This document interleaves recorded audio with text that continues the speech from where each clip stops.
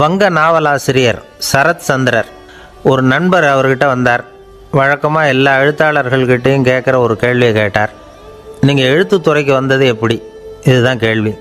அதை தெரிஞ்சு என்ன பிரயோஜனம்னார் சரத் சந்திரர். சும்மா சொல்லுங்களேன், தெரிஞ்சுக்கிறேன் அப்படின்னார் வந்தவர். சரி சொல்கிறேன்னு ஆரம்பித்தார். நான் ரங்கூனில் வேலை பார்த்துக்கிட்டு இருந்தேன். சம்பளம் பத்தில் வேலையும் பார்த்துக்கிட்டு ஒரு பலசரக்கு கடை வைக்கலாம்னு நினச்சேன். என்னால் மளிகை கடை வச்சு சரியாக நடத்த முடியுமாங்கிற சந்தேகம் என் மனைவிக்கு. அதை சோதனை பண்ணி பார்க்கணுங்கிறதுக்காக சில பொருள்களின் அளவு, அதோட விலை, இப்படி சிலதை சொல்லி எல்லாத்தையும் மனக்கணக்காக கூட்டி போட சொன்னாங்க. என்னால் சரியாக கூட்டி சொல்ல முடியல.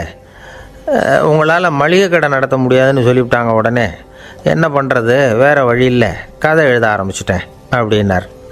கேட்டவருக்கு சிரிப்பு வந்துட்டு தான். சரத் சந்திரர் ஒரு பக்கம் சீரியஸான நாவல்கள், சிறுகதைகள் எழுதியிருந்தாலும் அவருடைய இன்னொரு பக்கம் வேறு விதம். நண்பர்கள்கிட்ட பேசும்பொழுதும் சரி, அவர்களுக்கு கடிதங்கள் எழுதும்போதும் சரி, கேலியும் கிண்டலும் நகைச்சுவை உணர்வும் அதிகமாக இருக்கும். காந்திஜி ஒரு சமயம் கல்கத்தாவுக்கு வந்திருந்தார். தேசபக்தர்கள் பல பேர் அவர்கிட்ட பேசிக்கிட்டு இருந்தாங்க. அப்போது சரத் சந்திரரும் அங்கே இருந்தார். கிரண் சங்கர் ராய் அப்படிங்கிறவரும் அங்கே இருந்தார். அவர் சொன்னாராம், காந்திஜியோட பழகிய முதல் வங்காளி நான் தான். போயர் யுத்த காலத்தில் இவர் லண்டனுக்கு வந்திருந்தப்போ என்கிட்ட தான் வங்காள மொழி கற்றுக்கிட்டார் அப்படின்னாராம். உடனே சரத் சந்திரர் காந்திஜியை பார்த்து, இவர் உங்களுக்கு வங்காள மொழி கற்றுக் கொடுத்தது உண்மைதானா அப்படின்னாராம். ஆமான்னாராம் காந்தி. அதனால தான் உங்களால் வங்காள மொழி கற்றுக்க முடியல அப்படின்னாராம். எல்லாரும் சிரித்தாங்களாம். சரத் சந்திரர் சாம்தாபேர் அப்படிங்கிற கிராமத்தில் தங்கியிருந்தார் ஒரு இலக்கிய நிகழ்ச்சியில் கலந்துக்கிறதுக்காக. அதுக்காக ஒரு கல்கத்தாவுக்கு போக வேண்டிய சூழ்நிலை. அதுக்காக புறப்பட்டார். அந்த சமயத்தில் பின்னாடி இருந்து யாரோ அவரை கூப்பிட்டாங்க. இப்படி கூப்பிட்டவரை பார்த்து இன்னொருத்தர் யாரோ அதட்டி இருக்கிறாங்க. போகிறவரை ஏன் இப்படி கூப்பிடுறீங்க அப்படின்னு. ஏன் கூப்பிட்டா என்னன்னு கேட்டிருக்கார் சரத் சந்திரர். புறப்படுறவங்கள பின்னாடி இருந்து கூப்பிடுறது அபசகுனம், போகிற இடத்துல ஏதாவது ஆபத்து வரலாம் அப்படின்னு அதுக்கு விளக்கம் கொடுத்துருக்கிறார் அவர். உடனே சரத் சந்திரர் சொன்னாராம், இதோ இவங்க என்னை இலக்கிய கூட்டத்துக்கு அழைச்சிட்டு போகிறாங்களே, இதை விட வேறு என்ன ஆபத்து வந்துட போகுது அப்படின்னாராம். இப்படி சரத் சந்திரருக்கு இயல்பாகவே நகைச்சுவை உணர்வு உண்டு. அவருடைய நண்பர் ஒருத்தர் வீட்டுக்கு கூப்பிட்டுருந்தார். அங்கே ஒரு கச்சேரிக்கு ஏற்பாடு பண்ணியிருந்தாங்க. சரத் சந்திரருக்கு இயல்பாகவே கச்சேரியில் நீண்ட ஆலோசனையெல்லாம் கேட்குறதுக்கு பொறுமை இருக்காது. அதனால் மெதுவாக பாட போகிறவர் எப்படி அப்படின்னு கேட்டிருக்கார். அவருக்கு ரொம்ப நல்லா பாட தெரியும் அப்படின்னு சொல்லியிருக்கிறாங்க. அதுக்கு சரத் சந்திரர், பாட தெரியுங்கிறது சரி, பாட்டை நிறுத்த தெரியுமா, அதை சொல்லுங்கள் முதல்ல அப்படின்னாராம். கங்கை கரை தோட்டம் பக்கத்தில் ஒரு ஆசிரமம், அங்கே ஒரு பெரியவர் தங்கியிருக்கிறார். அவர் தான் ராமகிருஷ்ண பரமஹம்சர். அந்த ஆசிரமம் இருந்த இடம் கரக்பூர். வங்காளத்தில் பொதுவாக எல்லோரும் மீன் சாப்பிட்றது உண்டு. கங்கையில் குளிச்சுட்டு கையில் ஒரு மீனோடு வர்றது வழக்கம். இவர் இருக்கிற இடத்துக்கு கங்கையில் படகு வழியாக வரணும். அப்படி தான் எல்லோரும் வருவாங்க. வர்றவங்கள ஒன்று கூட்டி ஆன்மீக விஷயங்களை பற்றி பேசிக்கிட்டு இருப்பார். ஒவ்வொரு நாள் ஒவ்வொருத்தர் நகரத்துக்கு போகணும். வரும்பொழுது மீன் கொண்டுக்கிட்டு வரணும். அதுக்கு ஒரு அட்டவணையே உண்டு ஆசிரமத்தில். அது பிரகாரம் ஒரு நாள் சுவாமி யோகானந்தர் படகில் போனார். படகை செலுத்தினவங்க ராமகிருஷ்ணரையும் சுவாமி யோகானந்தரையும் மற்றவங்களையும் பித்தர்கள் அப்படின்னு சொல்லி ஏளனமாக பேசினாங்க. அவங்க என்ன பைத்தியம் பிடிச்சவங்க அப்படிங்கிறது மாதிரி. சுவாமி யோகானந்தருக்கு ரொம்ப மென்மையான இதயம். இவங்க இப்படி கண்ணாமண்ணான்னு பேசுகிறத பார்த்தா மீனை வாங்கிட்டு திரும்புகிறப்போ என்ன நடக்குமோ அப்படிங்கிற பயம் வேறு வந்துட்டுது அவருக்கு. அவ்வளவு மென்மையானவர். இதை தெரிஞ்சுக்கிட்ட ராமகிருஷ்ணர், யோகானந்தா இங்கே வா அப்படின்னு கூப்பிட்டார். இவர் கண்ணீரை தொடச்சிக்கிட்டே கிட்ட போனார். சொன்னார், ஐயா, படகு ஓட்டுறவங்க உங்களை பற்றி மோசமாக பேசுகிறாங்க. என்ன திட்டினா பரவாயில்ல, ஆனால் உங்களை அவங்க திட்டுறாங்க, அதை என்னால் தாங்கிக்க முடியல அப்படின்னார். இதை கேட்டதும் ராமகிருஷ்ணருக்கு கோபம் வந்துட்டு தான். என்னது, உன்னுடைய குருவை பற்றி அவங்க மோசமாக பேசும்பொழுது நீ சும்மா இருந்தியா, வெளியில் போ அப்படின்னு விட்டார்.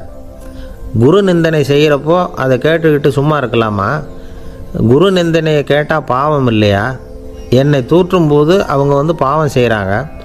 அதை கேட்டுக்கிட்டு நீ சும்மா இருந்தால் நீயும் பாவம் செய்கிற அப்படின்னாராம். அடுத்த நாள் சுவாமி நிரஞ்சனானந்தர் போக வேண்டிய நாள். இவர் படகுல போகும்பொழுதும் அதே மாதிரி நடந்து தான். அவங்க மோசமாக பேச ஆரம்பித்தாங்க, திட்ட ஆரம்பித்தாங்க.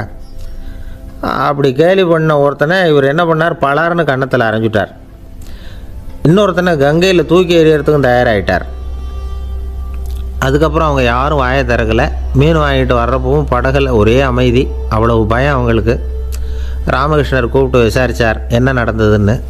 இவர் சொன்னார், அவர் யோகானந்தா போகும்பொழுது என்ன நடந்ததோ அப்படியே தான் இப்போவும் நடந்தது. குரு நிந்தனை செய்கிறத கேட்டுக்கிட்டு நான் சும்மா இருப்பேனா, ஒருத்தனை அப்படியே அரைஞ்சுட்டேன், இன்னொருத்தனை ஆற்றுல தூக்கி போட்டுருவேன்னு பயமுறுத்தினேன், அவ்வளவுதான் அப்படின்னாராம். இப்போவும் ராமகிருஷ்ணருக்கு கோபம் வந்துட்டு தான். என்ன இது, அணியறது காஷாயம், இருக்கிறது ஆசிரமம், உனக்கு இவ்வளவு கோபம் வந்ததுன்னா அப்புறம் என்னத்துக்கு ஆசிரமத்தில் இருக்கணும், பிரம்மச்சாரி எப்பவும் அமைதியாக இருக்கணும் அப்படின்னு அறிவுரை சொன்னாராம் ராமகிருஷ்ணர். அப்போ இவர் கேட்டாராம், ஏங்க அவருக்கு ஒரு விதமான அறிவுரை சொன்னீங்க, எனக்கு வேறு விதமாக அறிவுரை சொல்கிறீங்க, இதில் எது உண்மை அப்படின்னு கேட்டிருக்கார். இதுக்கு ராமகிருஷ்ணர் சொன்ன பதில் என்னென்னா, அட அசடே, சக்கரத்தில் காற்று அதிகமாக இருந்தால் குறைக்கணும், குறைச்சலாக இருந்தால் கூட்டணும். அவன் சாது, அவனுக்கு அதிக உணர்ச்சி தேவை, உனக்கு படபடப்பு அதிகம், உனக்கு பொறுமை தேவை அப்படின்னாராம். இதில் உள்ள கருத்து என்னென்னா, கல்விங்கிறது எப்படின்னா அதை சூழ்நிலைக்கு தகுந்த மாதிரி கற்பிக்கணும். எல்லாருக்கும் ஒரே மாதிரி கற்பிக்கக்கூடாது. கேட்குறவர் தகுதி, புரிஞ்சுக்கிற திறமை, இதை பொறுத்து கல்வி அமையணும். ஆரம்ப காலத்தில் ஒரு குரு, அப்போ ஒரு சீடன் இருந்தான். அது வேடிக்கையான குரு, வேடிக்கையான சீடன். ஒரு ஆசிரமம். ஒரு நாள் ஒருத்தன் அவசரமாக அந்த குருவை தேடி வந்திருக்கிறான். என்ன விஷயம்னு விசாரித்தார் குரு. உங்கள் சீடர் என்னை அடிச்சுட்டார் அப்படின்னு புகார் பண்ணானான் அந்த ஆள். குரு சீடனை கூப்பிட்டார். அடிச்சியா இந்த ஆளை அப்படின்னு கேட்டாரான். ஆமான் இருக்கான் சீடன். ஏன் அடிச்சே அப்படின்னு கேட்டாரான். இந்த ஆள் உங்களை பற்றி மட்டமாக பேசிவிட்டான், என்னால் அதை தாங்கிக்க முடியல, அதனால தான் அடிச்சுட்டேன்ருக்கான். அப்படி என்ன பேசினா அப்படின்னு கேட்டாரான். உன்னுடைய குருநாதர் இப்போல்லாம் அர்த்தமில்லாமல் பேச ஆரம்பிச்சுட்டார் அப்படின்னு சொல்லிவிட்டான், அதனால தான் அடிச்சுட்டேன் அப்படின்னானா. அதுக்காக அடித்தே அப்படின்னாரான். நான் அதுக்காக அடிக்கலை குருவே, இப்போல்லாம் நீங்கள் அர்த்தமில்லாமல் பேசுகிறதாக அவன் சொல்கிறான், அப்படின்னா இதுவரைக்கும் நீங்கள் அர்த்தத்தோடு பேசினதாகத்தானே அர்த்தம், அது தப்பு தானே, அதனால தான் அடித்தேன் அப்படின்னானா. ஒரு பெரியவர் உட்கார்ந்துருக்கிறார். அவரை சுற்றி அவருடைய தோழர்கள் உட்கார்ந்துருக்கிறாங்க. ஏதோ ஒரு முக்கியமான செய்தியை அவர் அவங்களுக்கு சொல்லிக்கிட்டு இருக்கிறார். அவங்களும் ஆர்வமாக கேட்டுக்கிட்டு இருக்கிறாங்க. இந்த சமயத்தில் யாரோ ஒரு ஆள் வேகமாக அங்கே வர்றார். வர்ற வேகத்திலேயே எனக்கு ஏதாவது உதவி செய்யுங்க அப்படின்னு கேட்டுக்கிட்டே வர்றார். கேட்குறது உதவி, ஆனால் குரல் மிரட்டுறது மாதிரி இருக்குது, அதட்டி கேட்குறது மாதிரி இருக்குது. இதை கேட்டதும் அந்த பெரியவர் ஆத்திரப்படலை, ஆனால் அவரை சுற்றி இருந்தவங்க ஆத்திரப்பட்டாங்க. இதை பெரியவர் கவனித்தார். கொஞ்சம் அமைதியாக இருங்கன்னார். வந்தவரை கூப்பிட்டார். அவருக்கு சில பொருள்களை கொடுத்தார். என்னங்க இப்போ உங்களுக்கு மகிழ்ச்சி தானே அப்படின்னார். அப்படின்னு அலட்சியமாக அவர் சொல்கிறார். நான் உங்களை நல்ல முறையில் நடத்தினேன்னா அப்படின்னு கேட்குறாரு அவர் மறுபடியும். அதெல்லாம் ஒன்றும் இல்லை அப்படின்னு சொல்லி அவர் சொல்லிகிட்டு இருக்கிறாரு. குரலில் கடுமை குறையில. சுற்றி இருந்தவங்களால் இதை பொறுத்துக்க முடியல. கோபத்தோடு அவரை நோக்கி நெருங்க ஆரம்பித்தாங்க. பெரியவர் அவங்களையெல்லாம் தடுத்து நிறுத்தினார். வந்தவரை வாங்க என்னோட அப்படின்னு சொல்லி அழைச்சிட்டு போனார். வீட்டுக்கு போனார். அங்கே போனதும் இன்னும் சில பொருள்களை எடுத்து அவர்கிட்ட கொடுத்தார். இப்போ திருப்தி தானே, நான் உங்ககிட்ட நல்ல முறையில் நடந்துக்கிட்டேனா அப்படின்னார். அவர் முகம் இப்போ தான் கொஞ்சம் மலர்ந்தது.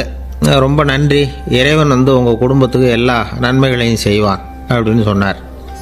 இதே வார்த்தைகளை என்னுடைய தோழர்கள்கிட்டே சொல்லிட்டீங்கன்னா அவங்க கோபம் தணிஞ்சிரும், வர முடியுமான்னார். கண்டிப்பாக வர்றேன் அப்படின்னாரு. மறுநாள் காலையில் அந்த இடத்துக்கு வந்தார். அதே மாதிரி சொல்லிவிட்டு அவர் போயிட்டார். தோழர்கள்லாம் ரொம்ப வியப்போடு பெரியவரை பார்த்தாங்க. அந்த பெரியவர் தான் நபிகள் நாயகம். அவர் சொன்னார், ஒருத்தன் ரொம்ப ஆசையாக ஒரு ஒட்டகத்தை வளர்த்துக்கிட்டு வந்தான். ஒரு நாள் அந்த ஒட்டகம் கயத்தை அறுத்துக்கிட்டு ஓடி போயிட்டுது. அக்கம் பக்கத்தில் இருக்கிறவங்கெல்லாம் அந்த ஒட்டகத்தை பிடிக்கிறதுக்கு முயற்சி பண்ணாங்க. அதை துரத்திக்கிட்டு ஓடினாங்க. ஒட்டகம் தாறுமாறாக ஓட ஆரம்பிச்சிது. இந்த சமயத்தில் ஒட்டகத்தை வளர்த்தவன் அங்கே ஓடி வந்தான். நீங்கள் அதை ஒன்றும் செய்ய வேணாம், விட்டுருங்க, அதோட சுபாவம் எனக்கு நல்லா தெரியும், அதை சுலபமாக என்னோடய வழிக்கு கொண்டுட்டு வந்துட முடியும், நான் பார்த்துக்கிறேன், விட்டுருங்கோ அப்படின்னா. எல்லாரும் விலைக்கு போயிட்டாங்க. இவன் என்ன செஞ்சான் தெரியுமா? கொஞ்சம் புல்லை கையில் எடுத்துக்கிட்டு அந்த ஒட்டகத்தை நெருங்கினா அவ்வளவுதான். அது ஓடி வந்து இவன் காலடியில் உட்காந்துக்கிட்டது. செல்லமாக அதை அப்படியே தடவி கொடுத்தான், முதுகில் ஏறி உட்காந்துக்கிட்டான். அது பாட்டுக்கு சாதுவாக நடந்து போகுது. இந்த கதையை நபிகள் நாயகம் தம்முடைய தோழர்களுக்கு சொல்கிறார். ஒட்டகத்தை மட்டும் இல்லை, சில மனிதர்களையும் கூட சில விதத்தில் அணுகி தான் அவர்களை வந்து சீர்திருத்த வேண்டியிருக்குது அப்படிங்கிறத அவங்களுக்கு உணர்த்தினார். இது ஒரு அழகான உளவியல் அணுகுமுறை. சில குடும்ப தலைவர்கள் கூட இந்த ஒட்டகம் மாதிரி நடந்துக்கிறது உண்டு, அப்புறம் அடங்கி போகிறதும் உண்டு. ஒரு குடும்ப தலைவர் காலையில் எழுந்திரிச்சதுலேருந்து சத்தம் போட்டு கத்திக்கிட்டு இருப்பார். பக்கத்தில் இருந்தவங்கெல்லாம் ஓடி போய் சமாதானம் பண்ணி பார்த்தாங்க. அவர் ஓயறது மாதிரி தெரியல. கடைசியில் அவர் மனைவி வந்தாங்க. நீங்கள் எல்லாம் விலைக்கு போயிடுங்க, அவர் சுபாவம் எனக்கு தெரியும், நான் பார்த்துக்கிறேன் அப்படின்னாங்க. சரின்னு எல்லோரும் போயிட்டாங்க. சாயந்தரமாக வந்து பார்க்குறாங்க, அவர் சத்தம் இல்லாமல் ஒரு மூலையில் உட்காந்துருக்கிறார், ரொம்ப சாதுவா. ஆச்சரியமாக இருந்தது. என்னம்மா பண்ணீங்கன்னு கேட்டாங்க.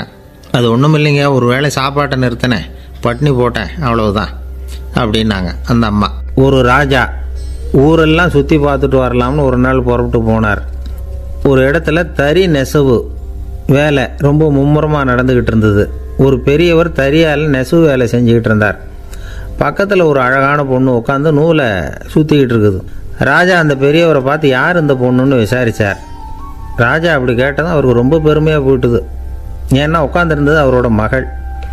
அரசே, இது என்னுடைய மகள், இவ வேகமாக நூல் தெரிக்கக்கூடியவள், வைக்கோலை எடுத்து இவ தெரிச்சா கூட அது எல்லாம் பவுனிழையாக வெளியில் வரும் அப்படின்னு ஒரு ராசி இவளுக்கு அப்படின்னு ரொம்ப பெருமையாக ராஜா கிட்ட சொன்னார். ராஜா இதை கேட்டதும் அசந்துட்டார். அப்படியா, இவ்வளவு அழகும் சாமர்த்தியமும் உள்ள இந்த பொண்ணு என்னோட வரட்டுமே, இவளை என் மருமகளாக ஆக்கிக்கிறேன் அப்படின்னார் ராஜா. அந்த பெரியவருக்கு ஒன்றும் புரியல. ஏதோ கொஞ்சம் பெருமையாக சொல்ல போக அது இப்படி ஆகிட்டுதே அப்படின்னு கவலைப்பட்டார். இருந்தாலும் ராஜா பேச்ச தட்ட முடியுமா, மகளை அனுப்பி வச்சுட்டார். ராஜா அந்த பொண்ணை அரண்மனைக்கு அழைச்சிட்டு வந்தார். அங்கே ஒரு அறையில் வச்சு பூட்டி விட்டார். அந்த ரூமு நிறைய வைக்கோலை கொண்டாந்து போட்டு அடைச்சாங்க. 3 ராட்டைகள் வேறு வச்சுருந்தாங்க. நாளைக்கு பொழுது விடியறதுக்குள்ளே நீ இந்த வைக்கோலையெல்லாம் தங்க இழைகளாக மாற்றி காட்டணும். நாளைக்கு காலம்பரம் வந்து நான் இந்த அறை கதவை திறப்பேன். உன் தகப்பன் சொன்னது மாதிரி எல்லாம் தங்கமாக மாறி இருக்கணும், இல்லைன்னா நீ உயிர் தப்ப முடியாது அப்படின்னு உத்தரவு போட்டார். பாவம் அந்த பொண்ணு என்ன பண்ணும், பகல் பூரா அழுதுகிட்டே உட்காந்துருக்குது. ராத்திரி பூராவும் தூக்கம் வரல. மறுநாள் அதிகாலை நேரத்தில் யாரோ கதவை தட்டுற சத்தம் கேட்டுது. பயந்துக்கிட்டே கதவை திறக்கிறா. திறந்து பார்த்தா வெளியில் 3 அவலட்சணமான பெண்கள். ஒருத்திக்கு வந்து கால் அகலமாக முறை மாதிரி இருக்குது, இன்னொருத்திக்கு கட்டை விரல் கரண்டி மாதிரி பெருசாக இருக்குது, 3ஆவது பொண்ணுக்கு உதடு தடித்து ரப்பர் மாதிரி தொங்கிக்கிட்டு இருக்கு. யார் நீங்கள், உங்களுக்கு என்ன வேணும் அப்படின்னு கேட்குது இந்த பொண்ணு. நாங்கள் உங்களுக்கு உதவி செய்கிறதுக்கு தான் வந்திருக்கிறோம் அப்படின்னு சொல்லி உள்ளே வந்தாங்க. உட்காந்தாங்க. கொஞ்ச நேரத்துக்குள்ளே உள்ளே இருந்த வைக்கோலையெல்லாம் தங்க இழைகளாக மாற்றி கொடுத்துட்டு போயிட்டாங்க. காலையில் ராஜா வந்தார், பார்த்தார். ஆகா பேஷுனார்.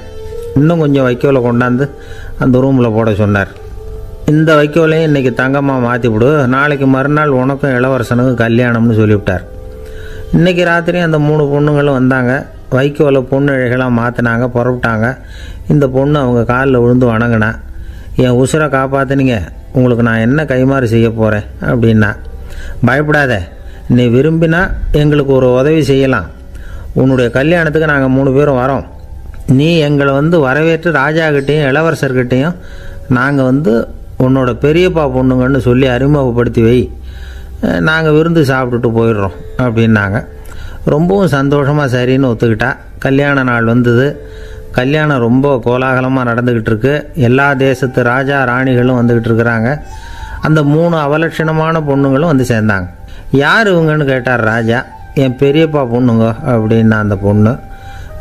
காலும் உதடும் கட்டை விரலும் ஏன் இப்படி உங்களுக்கு அவலட்சணம் ஆயிட்டுது அப்படின்னு கேட்டார். அதுக்கு அந்த பொண்ணுங்க பதில் சொன்னாங்க. என்ன செய்கிறது, ஓயாமல் வைக்கோலை நூற்று ஒருத்தியோட கட்டை விரல் அப்படி கரண்டி மாதிரி ஆயிட்டுது, நாக்கில் தொட்டு தொட்டு திரிச்சதுனால ஒருத்தியோட உதடு அப்படி ஆயிட்டுது, காலால் கட்டையை அழுத்தி அழுத்தி தறி போட்டதுனால இன்னொருத்தையோட கால் அப்படி ஆயிட்டுது. உங்கள் மருமகளாக வந்திருக்கிற இந்த பொண்ணு அந்த 3ஐயுமே செய்ய தெரிஞ்சவ தான். என்ன ஆக போதோ இன்னும் கொஞ்ச நாளில் அப்படின்னாங்க. அவ்வளவுதான். ராஜா பயந்துட்டார். அம்மா, இன்னையிலேருந்து நீ இளவரசனின் மனைவி, நீ எப்பவும் அழகாக இருக்கணும், அதனால் நீ இனிமேல் வைக்கோலை திரிக்கவே கூடாது அப்படின்னு உத்தரவு போட்டார். அவளை இக்கட்டான சூழ்நிலையிலிருந்து காப்பாற்றின அந்த 3 பொண்ணுங்களும் சந்தோஷமாக திரும்பி போயிட்டாங்களாம். சுவாமி சின்மயானந்தர் இந்த கதையை சொல்லியிருக்கிறார். தன்னலம் மறந்து சுயலாபத்தை தியாகம் செய்கிறது வைக்கோல்ல இருந்து தங்க இழையை நூக்கிறது மாதிரி அப்படிங்கிறார் அவர். அது இருக்கட்டும், இப்போ நம்ம கதைக்கு வருவோம். ஒரு ராஜா தன்னோட மகனுக்கு சுயவரம் நடத்தினார். எல்லா தேசத்திலிருந்தும் ராஜகுமாரர்கள் வந்திருந்தாங்க. ராஜகுமாரியை கல்யாணம் பண்ணிக்கலாம்ங்கிற ஆசையில் சுயம்பர மண்டபத்திலேருந்து எல்லா ராஜகுமாரர்களும் அலறி அடிச்சுக்கிட்டு வெளியில் ஓடி வந்துக்கிட்டு இருக்கிறாங்களாம். ஏன் இப்படி எல்லாரும் மிரண்டு போய் ஓடி வர்றாங்கன்னு கேட்டார் ஒருத்தர். அதுக்கு இன்னொருத்தர் விவரம் சொன்னார். ராஜகுமாரியை இன்றைக்கி தான் அவங்க நேரில் பார்த்தாங்களாம், அதுதான் அப்படி ஓடி வந்துக்கிட்டு இருக்கிறாங்க அப்படின்னார். ஒரு தடவை நாரதர் ஒரு தெரு வழியாக போய்கிட்டு இருந்தார். வழியில் ஒருத்தர் வேத சாஸ்திரம்லாம் படிச்சுக்கிட்டு உட்காந்துருந்தார். அவர் நாரதரை பார்த்து எங்கே போயிட்டுருக்குறீங்கன்னு கேட்டார். கடவுளை பார்த்துட்டு வரலாம்னு போயிட்டுருக்கிறேன் அப்படின்னார் நாரதர். அப்படின்னா அவர்கிட்ட எனக்கு எப்போ முக்தி கிடைக்கும்னு கேட்டுட்டு வாங்களேன் அப்படின்னார் இவர். சரி கேட்டு வரேன் அப்படின்னு சொல்லிவிட்டு நாரதர் நடந்தார். கொஞ்சம் தூரத்தில் ஒரு மரத்தடியில் ஒரு தொழிலாளி செருப்பு தைச்சிக்கிட்டு உட்காந்துருந்தார். அந்த ஆளும் அதே மாதிரி கேட்டுக்கிட்டார். எனக்கு எப்போ முக்தி கிடைக்கும்னு கடவுள்கிட்ட கேட்டுக்கிட்டு வாங்களேன்னார். அவர்கிட்டையும் சரின்னு சொல்லிவிட்டு நாரதர் நேராக வைகுண்டத்துக்கு வந்து சேர்ந்தார். கடவுளை பார்த்தார். இவங்க 2 பேரும் சொல்லி அனுப்பின விஷயத்தை பற்றி கேட்டார். அதுக்கு கடவுள் சொன்னார், அந்த செருப்பு தைக்கிற தொழிலாளி உடல் நீத்ததும் உடனே என்னை வந்து அடைவான். ஆனால் அந்த சாஸ்திரம் படித்த ஆள் இப்போதைக்கு என்கிட்ட வந்து சேரமாட்டான். அவன் இன்னமும் பல பிறவிகள் எடுத்து அங்கேயே இருக்க வேண்டியிருக்குது. எப்போ இங்கே வந்து சேருவான்னு எனக்கே தெரியாது அப்படின்னார். நாரதருக்கு இதோட ரகசியம் என்னங்கிறது புரியல. எனக்கு ஒன்றும் புரியலையேன்னாரான் கடவுள்கிட்ட. சீக்கிரம் புரிஞ்சுக்குவே, நீ திரும்பி போகிறப்போ நான் இங்கே வைகுண்டத்தில் என்ன செஞ்சுக்கிட்டு இருக்கேன்னு கேட்டால் ஒரு ஊசியின் துவாரத்தில் ஒரு யானையை கோத்துக்கிட்டு இருக்கிறேன்னு அவங்கக்கிட்ட சொல்லு அப்படின்னார் கடவுள் சிரிச்சுக்கிட்டே. நாரதர் பூமிக்கு திரும்பினார். கடவுளை பார்த்தீங்களா, எப்படி இருக்கார் அப்படின்னு விசாரித்தார். வேத சாஸ்திரம் படித்தவர். ஓ பகவானா, அவர் யானையை ஊசியின் காதில் நுழைச்சிக்கிட்டு இருக்கிறார் பார்த்தேன்னார் நாரதர். ஊசி காதில் யானையா, அது எப்படி முடியும்? நீங்கள் சொல்கிறத நான் நம்ப மாட்டேன்னு விட்டார் அவர். சரி, இந்த ஆளுக்கு இறைவன் பேரில் நம்பிக்கை இல்லை அப்படிங்கிறத நாரதர் புரிஞ்சுக்கிட்டார். அடுத்தபடியாக அந்த தொழிலாளி இருந்த இடத்துக்கு போனார். இறைவனை பார்த்தீங்களான்னு கேட்டார் அவர். பார்த்தேன், ஒரு ஊசி துவாரத்தில் யானையை கோத்துக்கிட்டு இருந்தார் அப்படின்னு சொல்லிவிட்டு நாரதர் அந்த ஆள் முகத்தை கவனித்தார். அந்த தொழிலாளி இதை கேட்டுட்டு கொஞ்சம் கூட ஆச்சரியப்படலை. அவரால் முடியாத காரியம் கூட உண்டானார். என்ன இப்படி சொல்கிற, ஊசியின் துவாரத்தில் யானையை கோக்க முடியும்னு நீ நம்புறியா அப்படின்னு கேட்டார் நாரதர். நிச்சயமாக நம்புகிறேன்னார் அவர். அது எப்படி அப்படின்னு கேட்டார் இவர். இதை பாருங்கள், நான் இந்த ஆலமரத்தடியில் தான் தினமும் உட்காந்துருக்கிறேன். தினமும் இந்த மரத்திலிருந்து எவ்வளவோ பழம் கீழே விழுது. இந்த பழத்தில் இருக்கிற ஒவ்வொரு விதையிலேயும் உள்ள ஒரு ஆலமரம் இருக்குது. ஒரு சின்ன விதைக்குள்ள ஒரு பெரிய ஆலமரம் இருக்க முடியுங்கிறப்ப ஊசி துவாரத்தில் கடவுள் யானையை நுழைய வச்சாருங்கிறத ஒத்துக்கிறதுல என்ன கஷ்டம் இருக்குது அப்படின்னு ரொம்ப சர்வசாதாரணமாக பதில் சொன்னாராம் அந்த தொழிலாளி. நாரதர் யோசனை பண்ணார். இந்த தொழிலாளி வேத சாஸ்திரங்களையெல்லாம் படிக்கலைன்னா கூட அறிவுபூர்வமாக சிந்தித்து இறைவனை நம்புகிறான். அதனால தான் கடவுள் இந்த ஆளுக்கு சீக்கிரம் முக்தி கிடைக்கும்னு சொன்னார் அப்படிங்கிறத புரிஞ்சுக்கிட்டாராம். இந்த கதையில் வர்ற கடவுள், நாரதர், வைகுண்டம் இதெல்லாம் ஒரு பக்கம் இருக்கட்டும், ஒரு சின்ன விதைக்குள்ளே ஒரு பெரிய ஆலமரம் தூங்கிக்கிட்டு இருக்கு அப்படிங்கிற உண்மை, அந்தரத்தில் 1000 கிரகங்கள் சுற்றிக்கிட்டு இருக்குங்கிற உண்மை, இதெல்லாம் நாம் பார்த்துக்கிட்டு தானே இருக்கிறோம். இந்த உண்மைகள் அதிசயமாக நமக்கு தெரியறதுனால அதை நம்பாமல் இருந்துட முடியாது. இயற்கையை பரிபூர்ணமாக நம்புங்கள், அந்த நம்பிக்கையே நம்ம வாழ்க்கைக்கு ஆதாரம் அப்படிங்கிறத விளக்கிறதுக்காக தான் இந்த கதை. இந்த காலத்தில் நம்ம பிள்ளைங்களுக்கெல்லாம் இது மாதிரி நம்பிக்கை அதிகமாகவே இருக்குது.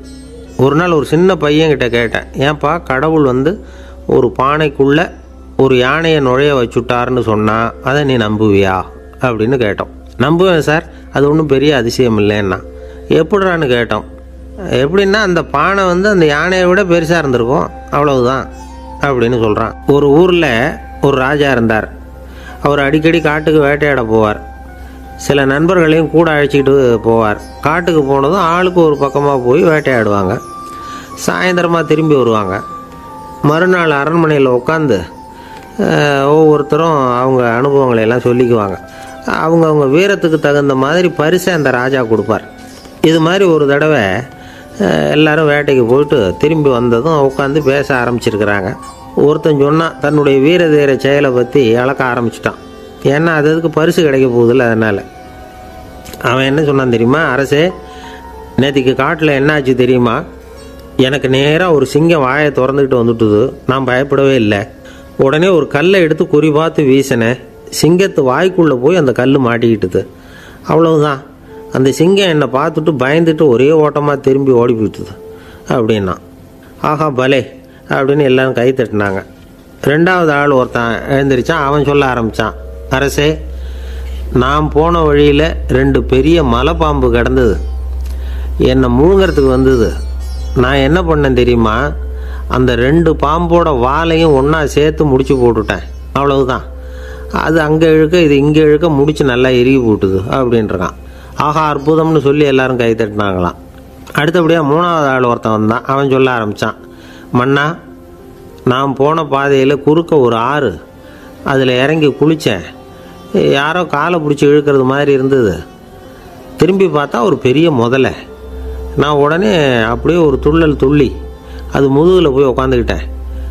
அதை அப்படியே கரைக்கு நீந்த வச்சேன். கரைக்கு வந்து சேர்ந்ததும் அப்படியே ஒரே துள்ளி குதித்து கரைக்கு வந்துட்டேன் அப்படின்றான். அவன் தன்னுடைய வீரத்தை அப்படி சொல்லியிருக்கான். அடடா எப்பேற்பட்ட வீரம் அப்படின்னு எல்லாரும் கை தட்டினாங்களாம். 4வது ஆள் எழுந்திரிச்சான். மன்னா, நான் போன இடத்துல ஒரு கரடி வந்து என்னை துரத்த ஆரம்பிச்சுட்டுது. நான் ஒரு மலை உச்சிக்கு வந்துட்டேன். அதுக்கப்புறம் ஒரு அடி எடுத்து வச்சாலும் அதில் பாதாளத்தில் விழ வேண்டியது தான். அந்த நேரம் பார்த்து ஒரு பெரிய ராட்சச கழுகு அந்த பக்கமாக பறந்து வந்தது. நான் உடனே அப்படியே உயர எழும்பி அந்த கழுகோட காலை பிடிச்சிக்கிட்டேன். அப்படியே தொங்கிக்கிட்டே வந்தேன். ஒரு நல்ல இடம் வந்ததும் தொப்புன்னு கீழே குதித்து நடந்து வந்துட்டேன்னா. இதுக்கும் எல்லோரும் கை தட்டுறாங்க. கடைசியாக ஒரு ஆள் எழுந்திரிச்சான். அரசே, நான் வந்து போன வழியில் ஒரு பெரிய யானை குறுக்க வந்தது. பயங்கரமாக சத்தம் போட்டுக்கிட்டே வந்தது. நான் பயந்து ஓடலை. உடனே என்ன பண்ணேன் தெரியுமா? அந்த யானையோட வாலை பிடிச்சி தூக்கினேன். தலைக்கு மேலே தூக்கி கரன்னு சுற்றினேன். வேகமாக சுற்றி வீசி எறிஞ்சேன். அவ்வளவுதான். அதே ஸ்பீடில் அந்த யானை மேலே போக ஆரம்பிச்சுட்டுது. இன்னும் கூட அது போய்கிட்டே தான் இருக்குது, கீழே விழவே இல்லைன்னா. இதை கேட்டதும் ராஜாவுக்கு கோபம் வந்துட்டுது. என்னை என்ன முட்டாள்னு நினச்சிக்கிட்டு பேசுகிறியா? யானையை வந்து நீ வாலை பிடிச்சி தூக்குன, அதை நான் நம்பணுமா அப்படின்னார். உடனே இவன் பணிவாக பதில் சொன்னான், அரசே, ஒரு சிங்கத்து வாயில் கல் மாட்டிக்கிட்டதை நம்புறீங்க, மலைப்பாம்பு வாலை பிடிச்சி முடிச்சு போட்டதை நம்புறீங்க, முதல்ல முதுகில் சவாரி பண்ணதையும் நம்புறீங்க, கழுகு காலை பிடிச்சிக்கிட்டு பறக்கிறதையும் நம்புறீங்க. அப்படி நம்புறப்போ நான் சொன்னதை மட்டும் நம்பக்கூடாதா அப்படின்னு கேட்டானான். பொய் சொன்னவங்கெல்லாம் தலையை தொங்க போட்டுக்கிட்டாங்களாம். ராஜா அவங்கள பார்த்து சொன்னாராம், நீங்கள் எல்லாரும் என்னை முட்டாளாக்கியிருக்கிறீங்க. கடைசியாக பேசின இவன் தான் எனக்கு உண்மை எது பொய் எதுங்கிறத புரிய வச்சிருக்கிறான். இவன் தான் உண்மையான தைரியசாலி அப்படின்னு சொல்லி அவனுக்கே பரிசெல்லாம் கொடுத்து பாராட்டினாராம். இப்படி ஒரு கதை. உண்மையை நிலைநாட்டுகிறவன் தான் உண்மையான வீரன் அப்படிங்கிறத இதிலிருந்து நாம் புரிஞ்சுக்கணும். இந்த காலத்துல எல்லாம் பொய் சொன்னாதான் பிழைக்க முடியுங்கிறது ஒரு சில பேரோட நம்பிக்கை. ஒரு அப்பாவுக்கு தன் மகனுக்கு பொய் சொல்ல தெரியலையேங்கிற கவலை. பொய் சொன்னாதான் இந்த உலகத்தில் பிழைக்கலாம், ஆனால் இவனுக்கு அது தெரியலையே, அதனால் இவனை அழைச்சிட்டு போய் நடுக்கடலில் விட்டுட்டு வந்துடுவோம் அப்படின்னு அழைச்சிட்டு புறப்பட்டான். கடற்கரைக்கு போனான். மகனுக்கு சந்தேகம், எங்கேப்பா என்னை அழைச்சிட்டு போகிறேன்னு கேட்டிருக்கான். கடலில் மீன் பிடிக்க கற்றுக் கொடுக்க போகிறேன் உனக்கு அப்படின்னானா. நான் ஏற்கனவே மீன் பிடிச்சிட்டேனேன்னானா இவன் மகன்.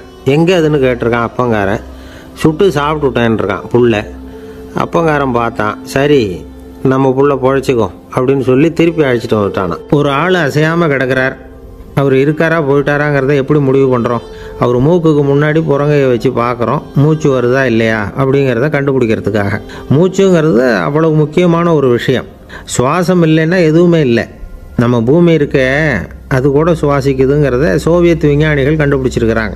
பூமிக்கு மேலே இருக்கிற மண் அடுக்கில் காற்றில் உள்ள ஆக்சிஜன் ஆக்சிகரணம் அடையுது அப்படின்னு தான் இதுவரைக்கும் எல்லோரும் நம்பிக்கிட்டு இருந்தாங்க. ஆனால் இப்போ என்ன கண்டுபிடிச்சிருக்கிறாங்கன்னா, அந்த ஆக்சிஜன் பூமிக்குள்ளே 1 கிலோமீட்டர் ஆழம் வரைக்கும் ஊடுருவி போகுதான். பூமிக்குள்ளே 2 பக்கமும் பல கிலோமீட்டர் வரைக்கும் பரவுதான். பூமிக்குள்ளே இருக்கிற நீர்நிலை அடுக்குகள் தான் நுரையீரல் செய்கிற வேலையை செய்யுதான். நம்ம உடம்புல நுரையீரல் இல்லைன்னா ஒன்றும் நடக்காது. ஒரு மரத்தை தலைகீழாக தொங்க போட்டால் எப்படி இருக்கும்? அப்படி யோசிச்சு பாருங்கள். அப்படி தான் இதுவும், நுரையீரலும் அப்படி தான் இருக்கும். வலது பக்கம் ஒன்று, இடது பக்கம் ஒன்று. வலது பக்கம் நுரையீரல் கொஞ்சம் பெருசாக இருக்கும். நுட்பமான நரம்பு குழாய்கள் அதில் இருக்கும். கோடிக்கணக்கான நுண்ணிய குழாய்களை வச்சுக்கிட்டு தான் அது வேலை செய்யுது. 25 கோடி குழாய்கள் இருக்கும். அதை அப்படியே முழுசாக பிரித்து பரப்புனா ஒரு டென்னிஸ் கோர்ட்டில் பாதி பரப்பளவு இருக்குமா. நுரையீரல் நிறம் கருஞ்சிவப்பு தான். புகை அதிகமாக உள்ளே போச்சுன்னா அது கருப்பாயிடுது. காற்றுல உள்ள பிராணவாயுவை இது இழுத்து எடுத்துக்கிட்டு ரத்தத்தை சுத்தப்படுத்துகிற முக்கியமான வேலையை இது செய்யுது. அசுத்த காற்றை வெளியில் அனுப்பி வச்சுருது. ஒருத்தர் வேகமாக ஓடி வரார், அவருக்கு மூச்சு இறைக்கும். பயங்கரமாக எதையாவது பார்த்து விடுறார், உடனே மூர்ச்சை ஆகிடுவார். இது மாதிரி சமயங்களில் வேறு எந்த தூண்டுதலும் இல்லாமல் நுரையீரல் தானாகவே இயங்கும். இப்படி ஒரு அவசியம் ஏற்படுறப்போ இயக்கத்தை தூண்டி விடுற முக்கியமான இணைப்பு மூளைக்கு கீழே முதுகு எலும்புக்கு மேற்பகுதியில் இருக்குது. அது உடனே சுவாசத்துக்கு அவசர உதவியை கொடுக்குது. இப்போ ஒருத்தர் பேசாமல் உட்காந்துருக்கார். இந்த சமயத்தில் அவருக்கு 1 பங்கு காற்று தேவைப்படுதுன்னு வச்சுக்கோங்க. அவர் எழுந்திரிச்சு நடக்கும் பொழுது 1.5 மடங்கு தேவைப்படும். ஓடுனார்னா 3 மடங்கு தேவைப்படும். படுத்துருக்கிறப்ப 1/2 மடங்கு தான் தேவைப்படும். இதுக்கு நிமிஷத்துக்கு 16 தடவை மூச்சு விட்டாகணும். இப்படி சாதாரணமாக உள்ளே இழுக்கிற காற்று கொஞ்சம்தான் இருந்தாலும் இது மாதிரி 8 மடங்கு காற்றை உள்ளே இழுத்து வச்சுக்கிற சாமர்த்தியம் நுரையீரலுக்கு இருக்குதான். தண்ணி, நுண்கிருமிகள், ரசாயன பொருள் இப்படி எது உள்ளே போனாலும் நுரையீரல் சமாளிச்சுக்கும். 30 வருஷமாக விடாத புகை பிடிக்கிறவர் தொடர்ந்து உள்ளே அனுப்பி வைக்கிற புகையை கூட சமாளிக்குதுன்னா பார்த்துங்களேன். உள்ளே போகிற புகை நுட்பமான சுவாச முடிச்சுகளை அழிச்சு விடுது. கறி புகை அது மேலே படிஞ்சு உபயோகம் இல்லாமல் பண்ணிவிடுது. ஆனாலும் தேவைக்கு அதிகமாக 8 மடங்கு கூடுதலாக சுவாச முடிச்சுகள் நம்ம உடம்புக்குள்ளே இருக்கிறதுனால சமாளிக்க முடியுது. சமாளிக்க முடியலன்னா சில சமயம் மூச்சு திணறும். அதை ஒரு எச்சரிக்கையாக எடுத்துக்கிட்டு புகை பிடிக்கிற பழக்கத்தை விட்டுடணும். அதுதான் நல்லது. ஆனால் அப்படி யார் விடுறது? இணை பிரியாத 2 நண்பர்கள் இருந்தாங்களாம். 2 பேரும் விடாமல் சிகரெட்டு குடிக்கிறவங்க. அதில் ஒருத்தன் செத்து போட்டான். இன்னொருத்தன் அதுக்கப்புறம் 2 சிகரெட்டாக குடிக்க ஆரம்பித்தானான். ஏன் இப்படி பண்ணுறேன்னு கேட்டிருக்காங்க. நான் 1 சிகரெட்டு தான் குடிக்கிறேன், செத்து போன என்னுடைய ஃப்ரெண்டு இருக்கானே செத்து போனவன், அவனுக்காக இன்னொரு சிகரெட்டு குடிக்கிறேன் அப்படின்னு நானா. இது ரொம்ப ஆபத்து, விட்டுடு அப்படின்னு சொல்லியிருக்காங்க. சரின்னு ஒத்துக்கிட்டான். ஆனால் அதுக்கப்புறமும் 1 சிகரெட் வீதமாக குடிச்சிக்கிட்டே இருந்தான். சிகரெட்டு பழக்கத்தை நீ இன்னும் விடலையான்னு கேட்டாங்களாம். அந்த பழக்கத்தை நான் எப்போ விட்டுட்டேன், இப்போ நான் குடிக்கிறது என் ஃப்ரெண்டுக்காக அப்படின்னு நானா. இவங்கெல்லாம் எப்படி திருந்துறது? என்னை விட யோக்கியம் இந்த உலகத்தில் வேறு யாரும் இல்லை சார் அப்படின்னார் ஒருத்தர். அவரை விட அயோக்கியன் வேறு யாரும் இருக்க முடியாதுங்கிற முடிவுக்கு கேட்டவங்க வந்துட்டாங்களாம். மனுஷனுக்கு இருக்கிற ஒரு மிகப்பெரிய குறையே தன்கிட்ட இருக்கிற குறை அவனுக்கு தெரியாமல் போகிறது தான். ஆனால் அடுத்தவங்ககிட்ட இருக்கிற குறை இவனுக்கு தெளிவாக தெரிஞ்சிடும். ஒரு ஒட்டகம் ஒரு கொக்கை பார்த்து ஒரு கேள்வி கேட்டுதான். என்ன கேள்வி தெரியுமா? உன் கழுத்து ஏன் இப்படி வளைஞ்சி போயிருக்குது அப்படின்னு கேட்டிருக்கு. இதுக்கு உடம்பே வளைச்சல். இது போய் கொக்கை கிண்டல் பண்ணுது. இன்றைக்கி மனித சுபாவமும் கிட்டத்தட்ட இப்படி தான் இருக்குது. இந்த உலகத்தில் குறையில்லாத மனிதர்கள் யாரும் கிடையாது, நாம் உள்பட அப்படிங்கிறத முதல்ல நாம் நல்லா புரிஞ்சுக்கணும். ஒரு ஊரில் ஒரு விற்பனை நிலையம் இருந்தது. செல்ல பிராணிகளை விற்பனை செய்கிற நிலையம் அது. நாய், கிளி, பூனை இப்படி நிறைய வச்சு விற்பனை பண்ணிகிட்டு இருக்கிறாங்க. நாய்க்குட்டி விற்பனை செய்கிற பகுதியில் ஒரு சிறுவன் நின்றுக்கிட்டு இருந்தான். விற்பனை செய்கிற ஆளுகிட்ட விலை கேட்டுக்கிட்டு இருந்தான். அதோ இருக்குதே அந்த நாய்க்குட்டி என்ன விலை அப்படின்னு கேட்டானா. 1000 ரூபா அப்படின்னாரான். சரி அது வேணாம், இது என்ன விலைன்றிருக்கான். 500 ரூபா அப்படின்னாரான். இந்த சின்ன பையன் கையில் வச்சுருந்தது வெறும் 50 ரூபா தான். அதனால் இதை விட குறைச்சலாக கிடைக்குமான்னு பார்த்துருக்கான். அந்த கடையில் ஒரு மூலையில் சரியாக கவனிக்கப்படாமல் ஒரு நாய்க்குட்டி படுத்து கிடந்தது. பாவமாக கத்திக்கிட்டு இருந்தது. அதை பார்த்ததுமே இவனுக்கு அது ரொம்ப பிடிச்சி போச்சு. உடனே அந்த கடைக்காரரை பார்த்து, அதுவும் அந்த மூலையில் படுத்து கிடக்குதே அந்த நாய்க்குட்டி என்ன விலை அப்படின்னு கேட்டிருக்கான். தம்பி, அது ஒரு கால் ஊனம், அதனால் அது உன்னோட குதித்து விளையாடவோ ஓடுறதோ அதால் முடியாத காரியம் அப்படின்ட்டுருக்கார் அவர். அது தெரிஞ்சு தாங்க கேட்குறேன், அதோட விலை என்ன அதை மட்டும் சொல்லுங்களேன் அப்படின்ட்டுருக்கான். தம்பி, இது கால் ஊனம் உள்ள ஒரு நாய். இதை போய் காசு கொடுத்து வாங்கிறதுக்கு யாராவது பிரியப்படுவாங்களா? இதை நான் உனக்கு இலவசமாகவே தர்றேன், எடுத்துகிட்டு போ அப்படின்னாரான். இதை கேட்டதும் அந்த சிறுவனுக்கு கோவம் வந்துட்டு தான். நீங்கள் ஒன்றும் சும்மா கொடுக்க வேணாம், இந்தாங்க 50 ரூபா, இதை வச்சுக்கிட்டு நாய்க்குட்டியை கொடுங்க அப்படின்ட்டுருக்கான். அவருக்கு ஒன்றும் புரியல, ஆச்சரியமாக இருந்தது. சரின்னு பணத்தை வாங்கிட்டு நாய்க்குட்டியை தூக்கி கொடுத்தார். அந்த சிறுவன் அந்த நாய்க்குட்டியை 2 கையாலையும் வாங்கினா, மார்போடு பிரியமாக சேர்த்து அணைச்சிக்கிட்டான். தெருவில் இறங்கி நடக்கிறான். அப்படி நடக்கும்பொழுது தான் பார்க்குறார், கடைக்காரர் ஆச்சரியமாக அவனை பார்க்குறார். அப்போ தான் அவருக்கு ஒரு விஷயம் புரியுது. அந்த சிறுவன் தெருவில் நாய்க்குட்டியை மார்போடு அணைச்சிக்கிட்டு விந்தி விந்தி நடந்து போய்கிட்டு இருக்கிறான். ஆமாம், அவனுக்கும் ஒரு கால் ஊனம். இந்த நாய்க்குட்டியை யாருமே வாங்க மாட்டாங்கன்னு நினச்சிக்கிட்டு இருந்தார். குறையுள்ள அதுக்கும் ஒரு எஜமானன் கிடச்சிட்டான். அதனால் ஊனம் ஒரு குறை இல்லை அப்படிங்கிற உண்மையை அந்த கடைக்காரர் புரிஞ்சுக்கிட்டாரான். நம்மால் ஒருத்தர் கொஞ்சம் வயசானவர், எழுந்திரிச்சு சரியாக நடக்க முடியாது, சாய்வு நாற்காலியிலேயே எப்பவும் உட்காந்துருப்பார். அவர் தனக்கு துணையாக ஒரு நாயை பக்கத்தில் வச்சுருந்தார்.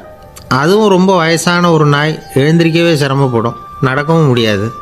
அவர் பக்கத்துலேயே இதுவும் சோர்ந்து போய் படுத்து கிடக்கும். அந்த பெரியவரை பார்க்க வந்த ஒருத்தர் கேட்டார், ஏங்க, ஒரு சின்ன பையனை உங்களுக்கு துணையாக வச்சுக்கக்கூடாதா? இந்த நாயை உங்களுக்கு பாதுகாப்பாக வச்சுருக்கிறீங்களே, உங்களுக்கு ஒரு ஆபத்துன்னா இது எப்படி உங்களுக்கு உதவ முடியும் அப்படின்னார். அப்போ அவர் சொன்னாராம், எனக்கு ஒரு ஆபத்துன்னா அந்த சமயத்தில் இந்த நாய் என்னை தனியாக விட்டுட்டு ஓடி போயிடாமல் இருக்கணும்ல, அதுக்காக தான் இதை நான் வச்சுருக்கிறேன் அப்படின்னாராம். நம்மளில் சில பேர் ரொம்ப தைரியமாக இருப்பாங்க.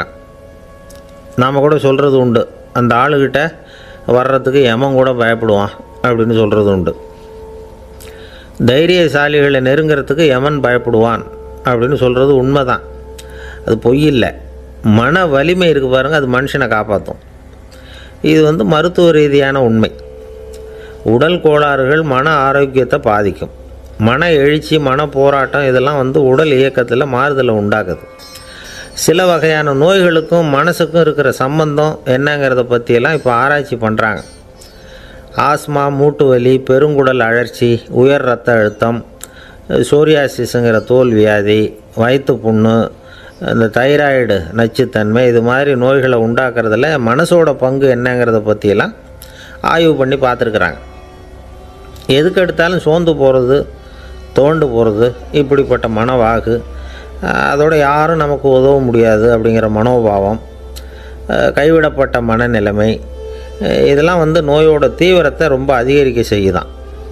இவங்கெல்லாம் அந்த கைகால் வலிக்குது, உடம்பு அசதியாக இருக்குது, தூக்கம் வரல, முதுகு வலிக்குது, உடம்பில் உணர்ச்சி குறையுது, கைகால் விரல்லாம் மரத்து போகுது, இப்படி ஏதாவது சொல்லிக்கிட்டு டாக்டர்களை தேடி வந்துக்கிட்டு இருப்பாங்க.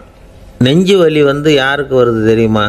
பதற்றம், போட்டி மனப்பான்மை, அளவுக்கு அதிகமான வேகம், துடிப்பு, பேராசை, இதுலேயும் கட்டுப்பாடு, நேரம் தவறாமை, அப்புறம் இதெல்லாம் உள்ள மனவாக உள்ளவங்க இருக்கிறாங்கல்ல, அவங்க பெரும்பாலும் நெஞ்சு வலிக்கு ஆளாயிடுறாங்களாம்.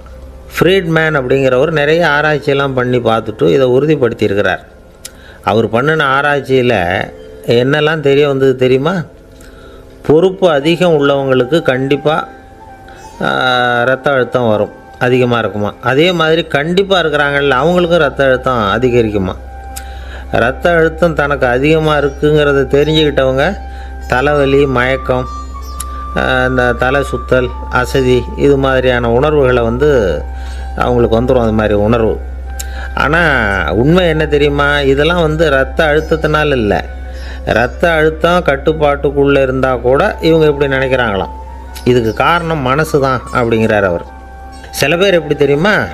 ஒருத்தர் மாரடைப்பால் இறந்து போனார் அப்படின்னு கேள்விப்பட்டால் போதும், இறந்து போகிறதுக்கு காரணம் இதயம்தான் அப்படிங்கிற பீதியால், இதய தளர்ச்சி அப்படிங்கிற மனநோயால் பாதிக்கப்படுறார்.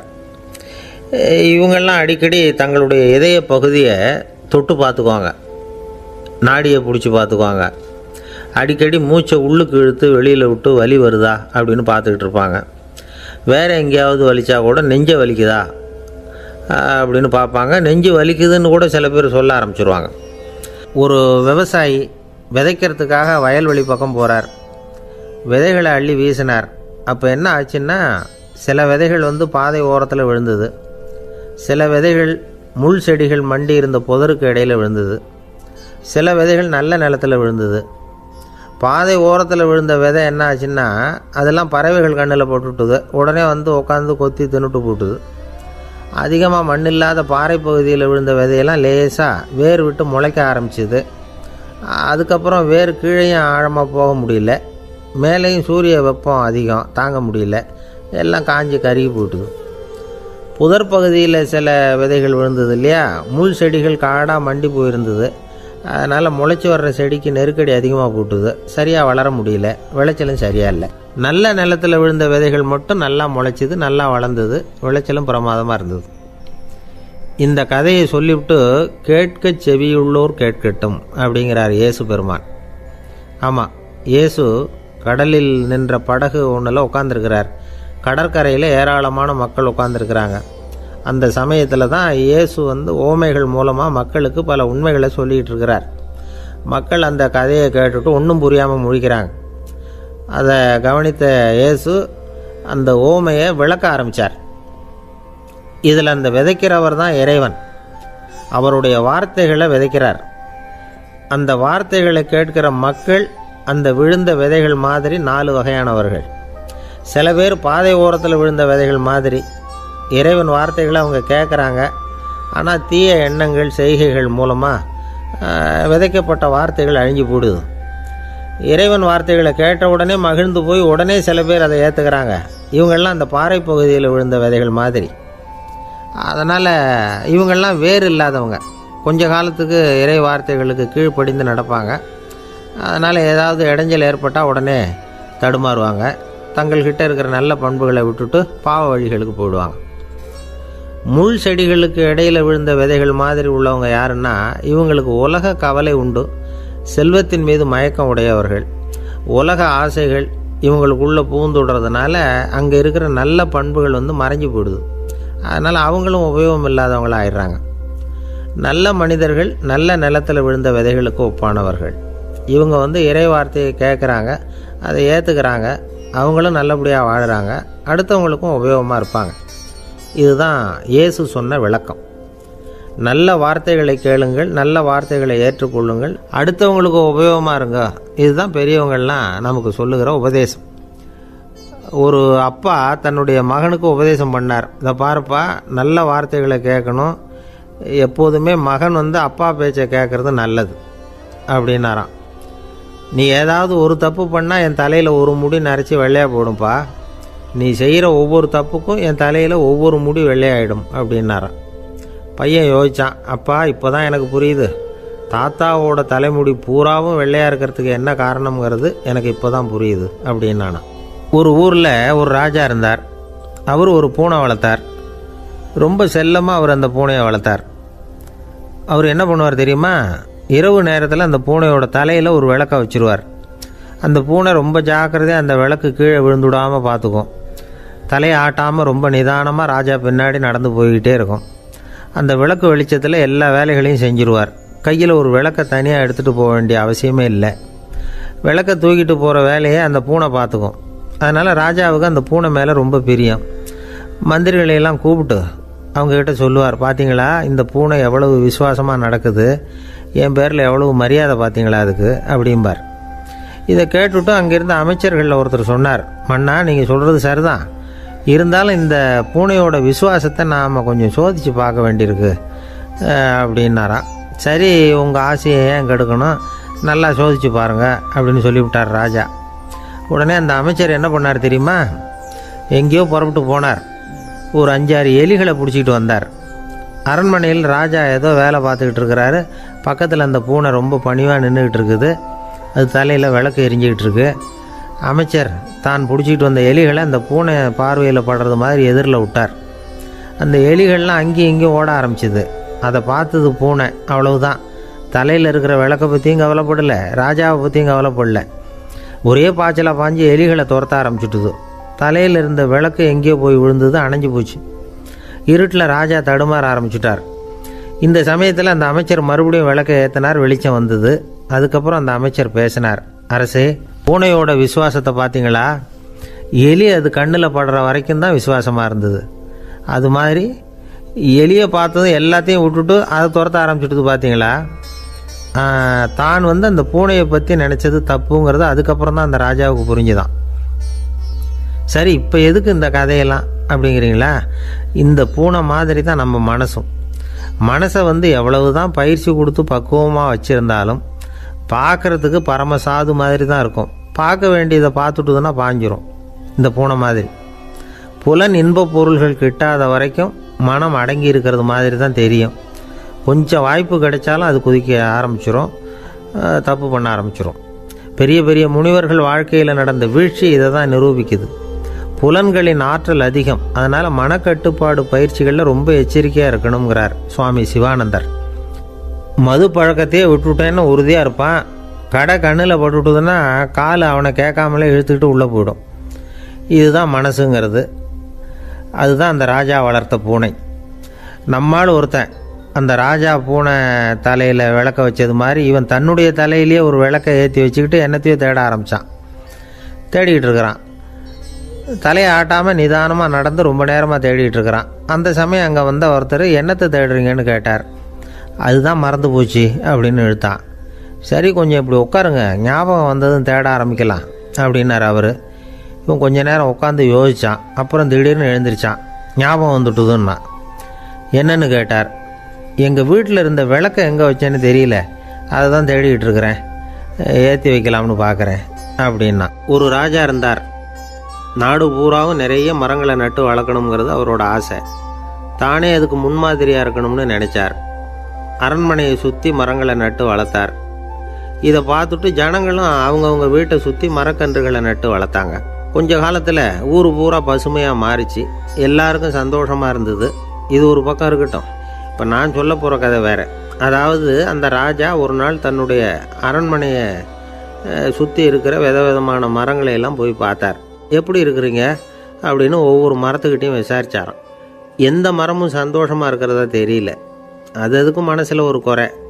முதல்ல ஆலமரத்துக்கிட்ட போனார். அது சொல்லிச்சு, மண்ணா, நான் நல்லா பெருசாக வளர்ந்துருக்கிறேன், அடர்த்தியாக இருக்கிறேன், கிளையெல்லாம் 4 பக்கமும் நல்லா படர்ந்து தான் இருக்குது, இருந்தாலும் எந்த பிரயோஜனமும் இருக்கிறதா தெரியல எனக்கு. என்னுடைய பழம்லாம் ரொம்ப சின்னதாக இருக்குது, என் கண்ணுக்கு சரியாக புறப்பட மாட்டேங்குது. நான் இருக்கிற சைஸுக்கு என்னுடைய கிளையில் இருக்கிற பழம்லாம் எவ்வளவு பெருசாக இருக்கணும், அது இத்தினூண்டு இருக்கிறது எனக்கு பெரிய அவமானமாக இருக்குது. இப்படி இங்கே நின்றுக்கிட்டு இருக்கிறதே ரொம்ப கூச்சமாக இருக்குது. ஒரு நல்ல புயல் வந்ததுன்னா பேசாமல் சாஞ்சு விடலாமான்னு பார்க்குறேன் அப்படின்னு புலம்புது ஆலமரம். சரி, இருக்கட்டும்னு நினச்சிக்கிட்டு ராஜா அடுத்தபடியாக ஒரு அத்தி மரத்துக்கிட்ட போனார். அதுவும் புலம்ப ஆரம்பிச்சுட்டுது. நான் கூட பெரிய மரம் தான், இல்லை இலையெல்லாம் அழகாக தான் இருக்குது, பழம் அழகாக இருக்குது, இருந்தாலும் உள்ள விஷயம் இல்லையே, அத்தி பழத்தை புட்டு பார்த்தா அத்தனையும் சொத்தை அப்படின்னு பழமொழியே உண்டாயிட்டுதே. இப்படி ஒரு கெட்ட பேரோடு நான் இருக்கணுமா அப்படின்னு புலம்புது அது. சரி, இது இருக்கட்டும் அப்படின்னு சொல்லி அடுத்தபடியாக வேப்ப மரத்துக்கிட்ட போனார். அது தன்னுடைய வேதனையை வெளியிட்டது. எனக்கு எவ்வளவோ மருத்துவ குணங்கள்லாம் இருக்கிறதா சொல்லிக்கிறாங்க, இருந்தாலும் என்ன பிரயோஜனம், என்னுடைய பழத்தை மனிதர்கள் யாரும் விரும்பி சாப்பிட்றது இல்லையே அப்படின்னுது.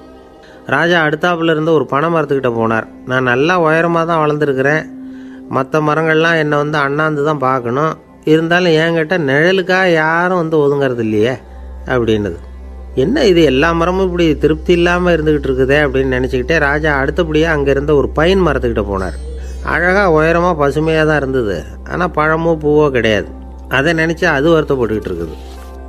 ஓக் மரம் அது ஒன்று நின்றுட்டு இருந்தது. அது என்ன சொல்லிச்சுன்னா, இலையுதிர் காலத்தில் என் மேலே இருக்கிற எல்லா இலைகளும் உதிர்ந்து போடுது, முடி கொட்டின மனிதர்கள் மாதிரி மொட்டையாக நான் நிற்க வேண்டியிருக்குது, என்ன வாழ்க்கை இது அப்படின்னு சொல்லி அழுத்துக்கிட்டது. சரி, புளிய மரம் என்ன சொல்லுது பார்ப்போம்னு அதுக்கிட்ட போனால், என்னுடைய நிழலில் யாருமே தங்க மாட்டாங்க, உடம்புக்கு சூடுன்னு ஒதுங்கி போயிடுவாங்க, அடிமரத்தை பார்த்தீங்கன்னா பட்டையெல்லாம் உறிஞ்சி பார்க்குறதுக்கே கேவலமாக இருப்பேன் அப்படின்னுது அது. முருங்கை மரம் என்ன சொல்லிச்சு தெரியுமா, என்னுடைய இலை காயெல்லாம் சாப்பிட்றவங்களுக்கு சத்து கொடுக்கறது வாசவந்தான், ஆனால் என் உடம்புல சத்தே கிடையாது, கொஞ்சம் வேகமாக காற்று அடிச்சதுன்னா முறிஞ்சி விழுந்துடுறேன், என்ன வாழ்க்கை இது அப்படின்னு சொல்லி அது வருத்தப்பட்டது. ராஜா யோசனை பண்ணார். என்ன இது, மரங்கள் பூமியின் வரங்கள்னு சொல்கிறோம், மழை பெய்யறதுக்கு அதுதான் காரணம், பூமி செழிப்பாக இருக்கிறதுக்கும் அதுதான் காரணம், வீடு கட்டுறதுக்கு மரம், நாற்காலி செய்ய உபயோகப்படுத்துறதுக்கும் அதுதான் உபயோகப்படுது, மனுஷனுக்கு வேண்டிய ஆகாரங்களையும் கொடுக்குது, இப்படிலாம் இருந்தும் எல்லா மரமும் நிம்மதி இல்லாமல் இருந்துக்கிட்டு இருக்குதே அப்படின்னு நினச்சார். அப்போது அங்கே இருந்த ஒரு மகிழ மரம் அவர் கண்ணில் பட்டுது. அந்த மரம் மட்டும் கொஞ்சம் நிம்மதியாக மகிழ்ச்சியாக இருக்கிறது மாதிரி தெரிஞ்சுது. உடனே ராஜா அதுக்கிட்ட போனார். உனக்கு மனசில் எதுவும் குறை இல்லையான்னு கேட்டார். இல்லை, நான் சந்தோஷமாக தான் இருக்கேன்னு அந்த மகிழ மரம். அப்படியான்னு ஆச்சரியமாக கேட்டார் ராஜா. ஆமாம் மன்னா, இந்த இடத்துல நீங்கள் ஒரு முருங்கை மரத்தையோ வேப்ப மரத்தையோ கூட நட்டிருக்கலாம், ஆனால் இந்த இடத்துல நடுறதுக்கு என்ன தேர்ந்தெடுத்துருக்குறீங்க, அதுவே எனக்கு பெருமை, அதுவே எனக்கு திருப்தி அப்படின்னு தான் மகிழ மரம். மகிழ மரம் சாதாரணமாக தான் இருக்கும், இளம் மஞ்சள் நிறத்தில் பூக்கள், அது காய்ந்தும் மனம் வீசும். மகிழ மரம் மாதிரி மன திருப்தியோடு வாழறதுக்கு நாம் கற்றுக்கணுமா. நாம் இந்த உலகத்தில் ஒரு நாயாவோ நரியாவோ கூட பிறந்திருக்கலாம், மனுஷனாக பிறந்திருக்கிறோம், அதுவே பெருமை தானே. இந்த நிறைவு தான் மகிழ்ச்சியின் ரகசியம். ஒரு பையன் அப்பா கிட்ட போய், அப்பா, நீங்கள் இந்த உலகத்தில் ஒரு மனுஷனாக பிறந்தது என்னோட அதிர்ஷ்டம் நானா. ஏண்டா அப்படி சொல்கிறேன்னு இருக்கார் அப்பா. நீங்கள் ஒரு கரடியாக பிறந்திருந்தா இந்நேரம் நானும் ஒரு கரடி குட்டியாக தானே இருந்திருப்பேன் அப்படின்னு நானா பையன். இந்த உலகத்தில் நாம் நல்லபடியாக இருக்கணும்னா அதுக்கு முக்கியமாக தேவைப்படுறது 2. ஒன்று செல்வம், இன்னொன்று அறிவு. சரி, இது 2ல் சிறந்தது எது அப்படின்னு ஒரு கேள்வி கேட்டால் என்ன பதில் சொல்கிறது? இதே கேள்வியை ஹஸ்ரத் அலி அவர்கள்கிட்ட கேட்டாங்களாம். அவர் ஒரு பெரிய அறிஞர். கேள்வி கேட்டவங்களும் சாதாரண ஆட்கள் இல்லை, இவங்களும் அறிஞர்கள். ஒரு நாள் ஹஸ்ரத் அலி அவர்கள்கிட்ட 10 அறிஞர்கள் வந்தாங்களாம். ஐயா, நாங்கள் 10 பேரும் உங்ககிட்ட ஒரே கேள்வியை தான் கேட்க வந்திருக்கிறோம், ஆனால் எங்கள் 10 பேருக்கும் நீங்கள் தனித்தனியாக பதில் சொல்ல முடியுமா அப்படின்னு கேட்டிருக்காங்க. அதாவது அவங்க ஒரே கேள்விக்கு இவர்கிட்ட இருந்து 10 விதமான பதில் எதிர்பார்க்குறாங்க. சரி கேளுங்க, என்ன கேள்வி அப்படின்னார் அவர். அப்போ தான் அவங்க கேட்டாங்களாம், செல்வம் அறிவு இது 2ல் சிறந்தது எது? இதுதான் கேள்வி. ஹஸ்ரத் அலி என்ன பண்ணார் தெரியுமா? அவங்கள ஒவ்வொருத்தராக கூப்பிட்டார், ஒவ்வொரு விதமான பதிலை சொல்லி அனுப்புனார். முதல்ல ஒருத்தரை கூப்பிட்டார், சொன்னார், அறிவுங்கிறது தீர்க்கதரிசிகள், ஞானிகள், மகான்கள் இவங்களோட பரம்பரை சொத்து. ஆனால் செல்வங்கிறது கொடுங்கோலரின் ஆயுதம், அதனால் அறிவு தான் சிறந்தது அப்படின்னார். 2வது ஆளை கூப்பிட்டார், உங்ககிட்ட செல்வம் இருந்தால் நீங்கள் தான் அதை காப்பாற்றணும், ஆனால் அறிவு உங்களை எப்பவும் காப்பாற்றும், ஆகவே அறிவு தான் சிறந்தது அப்படின்னார். 3வது ஆளை கூப்பிட்டார், செல்வந்தனுக்கு எப்போதும் விரோதிகள் அதிகம், ஆனால் அறிஞனுக்கு நண்பர்கள் அதிகம், அதனால் அறிவு தான் சிறந்ததுன்னார். அடுத்தவரை கூப்பிட்டார், செல்வம் அடுத்தவங்களுக்கு கொடுக்க கொடுக்க குறையும், ஆனால் கல்விங்கிறது அதிகரிச்சுக்கிட்டே வரும், கொடுக்கறதுனால குறையாது, அதனால் அறிவு தான் சிறந்ததுன்னார். இன்னொருத்தரை கூப்பிட்டார், அறிவுள்ளவன் எப்பவும் அதை அடுத்தவங்களுக்கு வாரி வழங்கிக்கிட்டே இருப்பான், அதனால் அவங்ககிட்ட தாராளத்தன்மை இருக்கும், ஆனால் செல்வந்தன்கிட்ட கஞ்சத்தனம் தான் இருக்கும், அதனால் அறிவு தான் சிறந்ததுன்னார். 6வது நபரை கூப்பிட்டார், செல்வத்தை கள்வர்கள் திருடிட்டு போக முடியும், ஆனால் அறிவை அப்படி திருடிட்டு போக முடியாது அப்படின்னார். 7வது நபரை கூப்பிட்டார், செல்வம் கால ஓட்டத்தில் அழிஞ்சிரும், ஆனால் அறிவை கால ஓட்டம் ஒன்றும் பண்ண முடியாது, ஆகவே அறிவே சிறந்ததுன்னார். 8வது ஆளை கூப்பிட்டு சொன்னார், செல்வத்துக்கு எப்பவும் எல்லை உண்டு, நிறை உண்டு, அளவு உண்டு, கணக்கு உண்டு, ஆனால் அறிவுக்கு அப்படிப்பட்ட எல்லை எதுவும் கிடையாது, அதனால் அதுதான் சிறந்ததுன்னார். அடுத்தவனை கூப்பிட்டார், செல்வம் உள்ளத்தில் உள்ள ஒளியை போக்கிவிடும், இருட்டை உண்டாக்கிவிடும், விரிந்த மனப்பான்மையை குறுகலாக்கிவிடும், ஆனால் அறிவு அப்படி இல்லை, இருண்ட உள்ளத்தில் ஒளியை பாய்ச்சி அதை விசாலப்படுத்துது, அதுதான் சிறந்ததுன்னார்.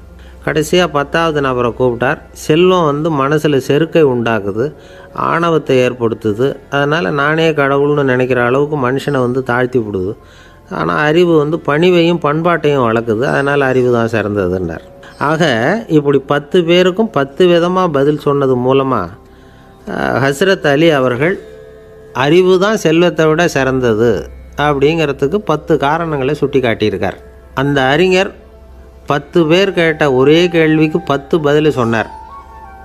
நமக்கு வேண்டிய ஒருத்தர் 10 பேர் கேட்ட கேள்விக்கு ஒரே பதில் சொல்லி சமாளித்தார். கேள்வி என்ன தெரியுமா? என்கிட்ட வாங்கின கடனை எப்போயா திருப்பி கொடுக்க போகிறேன்? இதுதான் அந்த 10 பேரும் கேட்ட ஒரே கேள்வி. இந்த மாதம் 26ஆம் தேதி தந்துடுறேன் அப்படிங்கிற ஒரே பதில் சொல்லி அவ்வளவு பேரையும் இவர் அனுப்பி வச்சுட்டாராம். எல்லாரும் போனதுக்கப்புறம் இவரை தனியாக கூப்பிட்டு கேட்டிருக்கிறாங்க, அது என்ன சார் கணக்கு, 26ஆம் தேதி அன்னைக்கு என்ன அதிசயம் நடக்க போகுது அப்படின்னு கேட்டிருக்காங்க.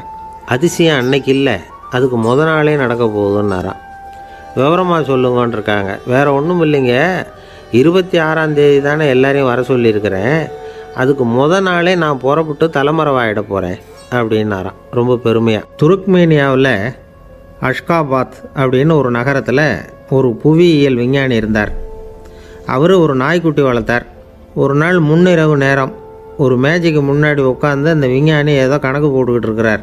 அவருக்கு ஒரு சின்ன பெண் குழந்தை, அது தொட்டிலில் தூங்கிட்டு இருக்குது. அந்த நாய்க்குட்டியும் ஒரு மூலையில் படுத்து அது பாட்டுக்கு தூங்கிட்டு இருந்தது. ஒரே அமைதி. அந்த நேரத்தில் திடீர்னு அந்த நாய்க்குட்டி துள்ளி எழுந்திரிச்சிது. நேராக குழந்தைகிட்ட ஓடிச்சு. அந்த குழந்தைய அது போட்டிருந்த ட்ரெஸ்ஸோடு சேர்த்து கவ்வி தூக்குச்சு. தூக்கிக்கிட்டு வாசல் பக்கம் ஓடிச்சு. நாய்க்குட்டி குழந்தைய கவ்வி தூக்க முடியுமாங்கிற சந்தேகம் உங்களுக்கு இல்லையா? நீங்கள் நம்ம ஊர் நாய்க்குட்டியவே பார்த்து பழக்கப்பட்டிருக்கீங்க, அதனால் நம்புறதுக்கு சிரமமாக இருக்கும். அந்த ஊர்லெலாம் அது ரொம்ப ஸ்ட்ராங்காக இருக்கும், ஒரு ஏதோ கண்ணுக்குட்டி மாதிரி இருக்கும். விஞ்ஞானி அதை பார்த்துட்டார். உடனே அந்த நாய்க்கு வெறி பிடிச்சிட்டுதுன்னு முடிவு பண்ணிவிட்டு தன்னோட கை துப்பாக்கி எடுத்துக்கிட்டு ஓடி வந்தார். அவர் வெளியில் நாய்க்குட்டி எங்கே அப்படின்னு பார்த்து தேடுறார். அந்த நேரத்தில் அந்த வீடு இடிஞ்சு விழுது. காரணம் பூமி அதிர்ச்சி. இப்படி பூமி அதிர்ச்சி உண்டாக போகுதுங்கிறது அந்த நாய்க்குட்டிக்கு முன்னாடியே தெரிஞ்சு போச்சு. அதுதான் குழந்தைய தூக்கிட்டு வெளியில் ஓடி வந்திருக்குது. அது மூலமாக அந்த குடும்பத்தையே காப்பாற்றிருக்குது அந்த நாய்க்குட்டி. இந்த சம்பவம் நடக்கிறதுக்கு 3 நாளைக்கு முன்னாடியே சில பிராணிகளுக்கு இப்படி நடக்க போகுதுங்கிறது தெரிஞ்சிருக்குதான். ஆமாம், அந்த நகரத்தில் 3 நாளைக்கு முன்னாடியே பாம்பு, பல்லி இதெல்லாம் அது தங்கியிருந்த வலையை விட்டு வெளியில் ஓடி வந்துட்டுது. அதே மாதிரி அங்கே இருந்த புறாவெல்லாம் பறந்து போயிடுச்சான்.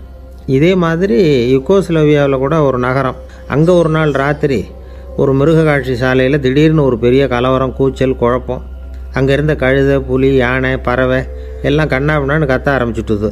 நேர் யானை அதுக்குன்னு போடப்பட்டிருந்த தடுப்பையே தாண்டி குதித்து வெளியில் வந்துட்டு தான். மறுநாள் தான் எல்லாருக்கும் விஷயம் புரிஞ்சுது. அடுத்த நாள் காலையில் அங்கே பூமி எதிர்ச்சி உண்டாயிட்டுது. இப்போ பாருங்கள், அதாவது மனுஷனை போய் தீர்க்கதரிசி அது இதுன்னு சொல்லிகிட்டு இருக்கிறோம். இவனை விட அது பரவாயில்லைன்னு தோணுது. அதாவது மிருகங்கள் ஒன்று நடக்க போகுதுங்கிறத முன்னாடியே புரிஞ்சுக்குதே.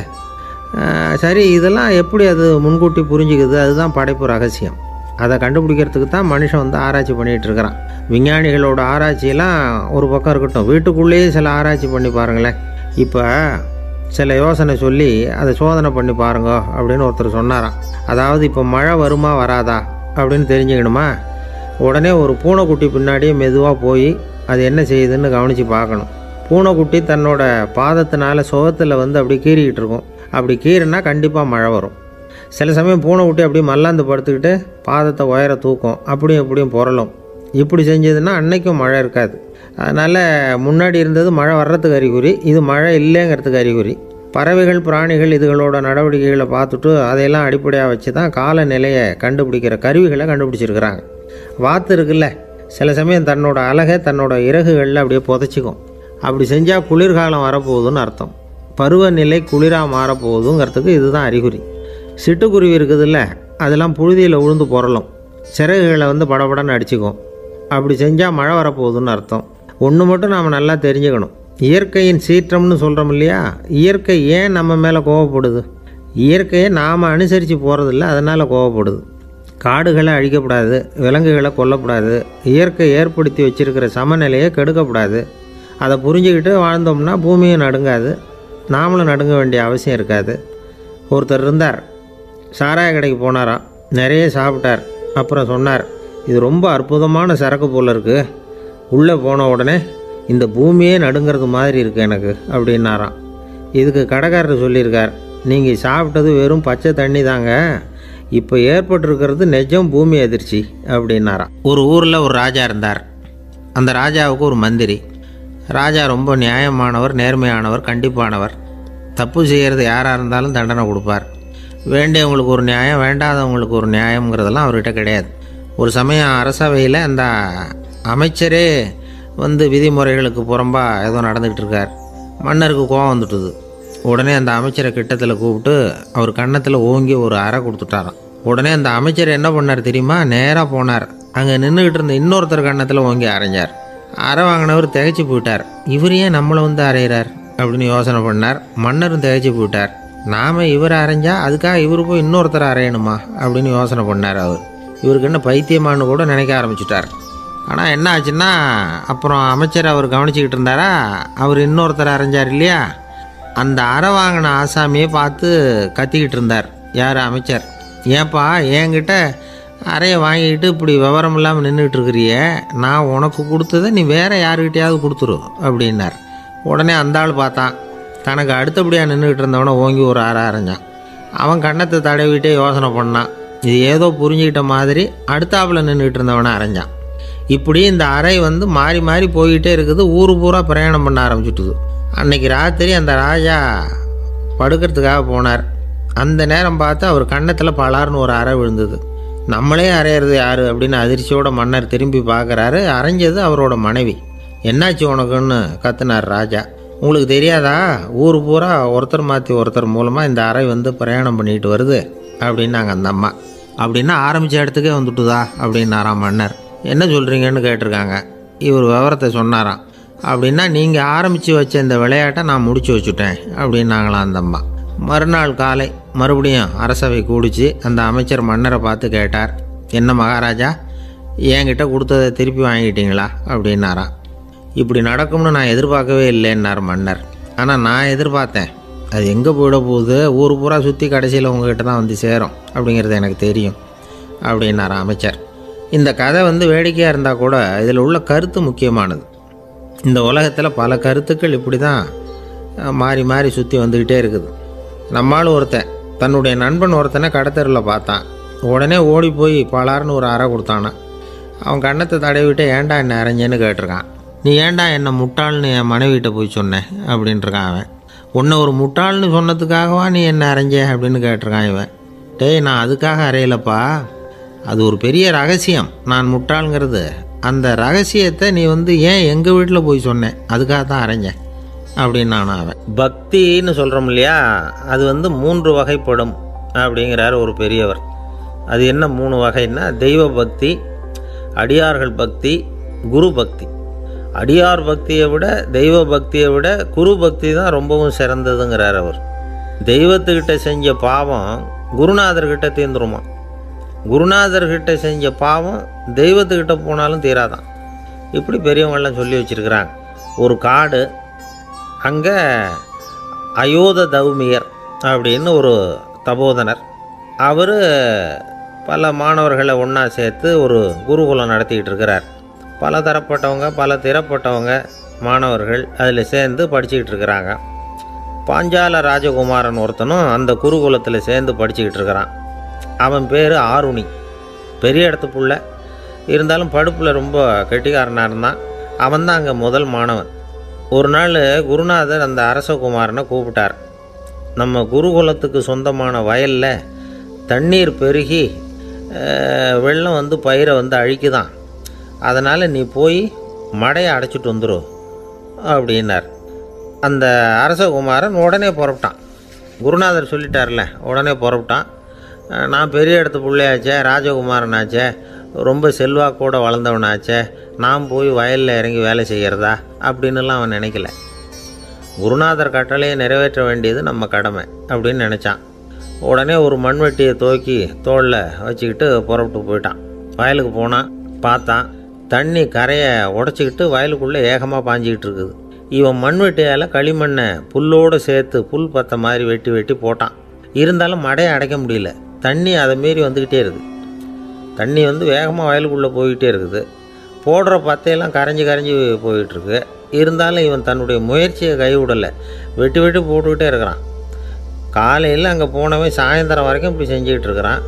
உடம்பும் மனசும் ரொம்பவும் சோர்ந்து போச்சு. இருந்தாலும் குருநாதர் இட்ட கட்டளையை நிறைவேற்றாமல் இருக்கிறோமேங்கிற ஒரு குறை அவனுக்கு இருக்குது.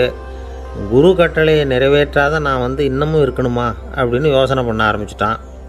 என்ன செய்யலாம்னு பார்த்தான். நம்ம குருநாதர் இட்ட பணிக்காக இந்த உடம்பையே தியாகம் பண்ணலாம் அப்படின்னு முடிவு பண்ணான். தண்ணி பாயுதில் அதுக்கு குறுக்க விழுந்து அப்படியே மடையை அடைச்சிக்கிட்டு அப்படியே படுத்துட்டான். இது மற்றவங்களுக்கு தெரியாது. அன்னைக்கு ராத்திரி ஒரு விளக்கு முன்னாடி உட்காந்து குருநாதர் பிள்ளைங்களுக்கு பாடம் சொல்லி கொடுத்துக்கிட்டு இருக்கிறார். முதல் வரிசையில் இருக்கக்கூடிய ராஜகுமாரனை காணலை. நம்ம ஆருணி எங்கே போனா அப்படின்னு சொல்லி மற்ற மாணவர்களை விசாரித்தார். இப்போ அவங்க சொன்னாங்க, சுவாமி, அவன் காலையில் வயலுக்கு மடையை அடைக்கிறதுக்காக போனான், நீங்கள் தான் போக சொன்னீங்க, இன்னும் திரும்பி வரல அப்படின்னு ஒரு பையன். குருநாதர் உடனே ஒரு தீவெட்டி எடுத்துக்கிட்டு மாணவர்களை அழைச்சிக்கிட்டு வயலுக்கு போனார். அங்கே போய் பார்த்தா ஆளை காணும். ஆருணி ஆருணின்னு சொல்லி சத்தம் போட்டு கூப்பிட்டு பார்க்குறார். நான் இங்கே இருக்கேன் குருநாதா அப்படின்னு காலுக்கு அடியிலேருந்து ஒரு சத்தம் வருது. குனிஞ்சு பார்த்தா அவன் மடையில் படுத்துருக்குறான். என்னப்பா இதுன்னார். காலையிலேருந்து இந்த மடையை அடைச்சி பார்த்தேன் சுவாமி, முடியல, அதனால் இப்படி குறுக்க படுத்துட்டேன். என்னை தாண்டறதுக்கு பயந்து போய் தண்ணியை தேங்கி நின்றுட்டுது அப்படின்னா.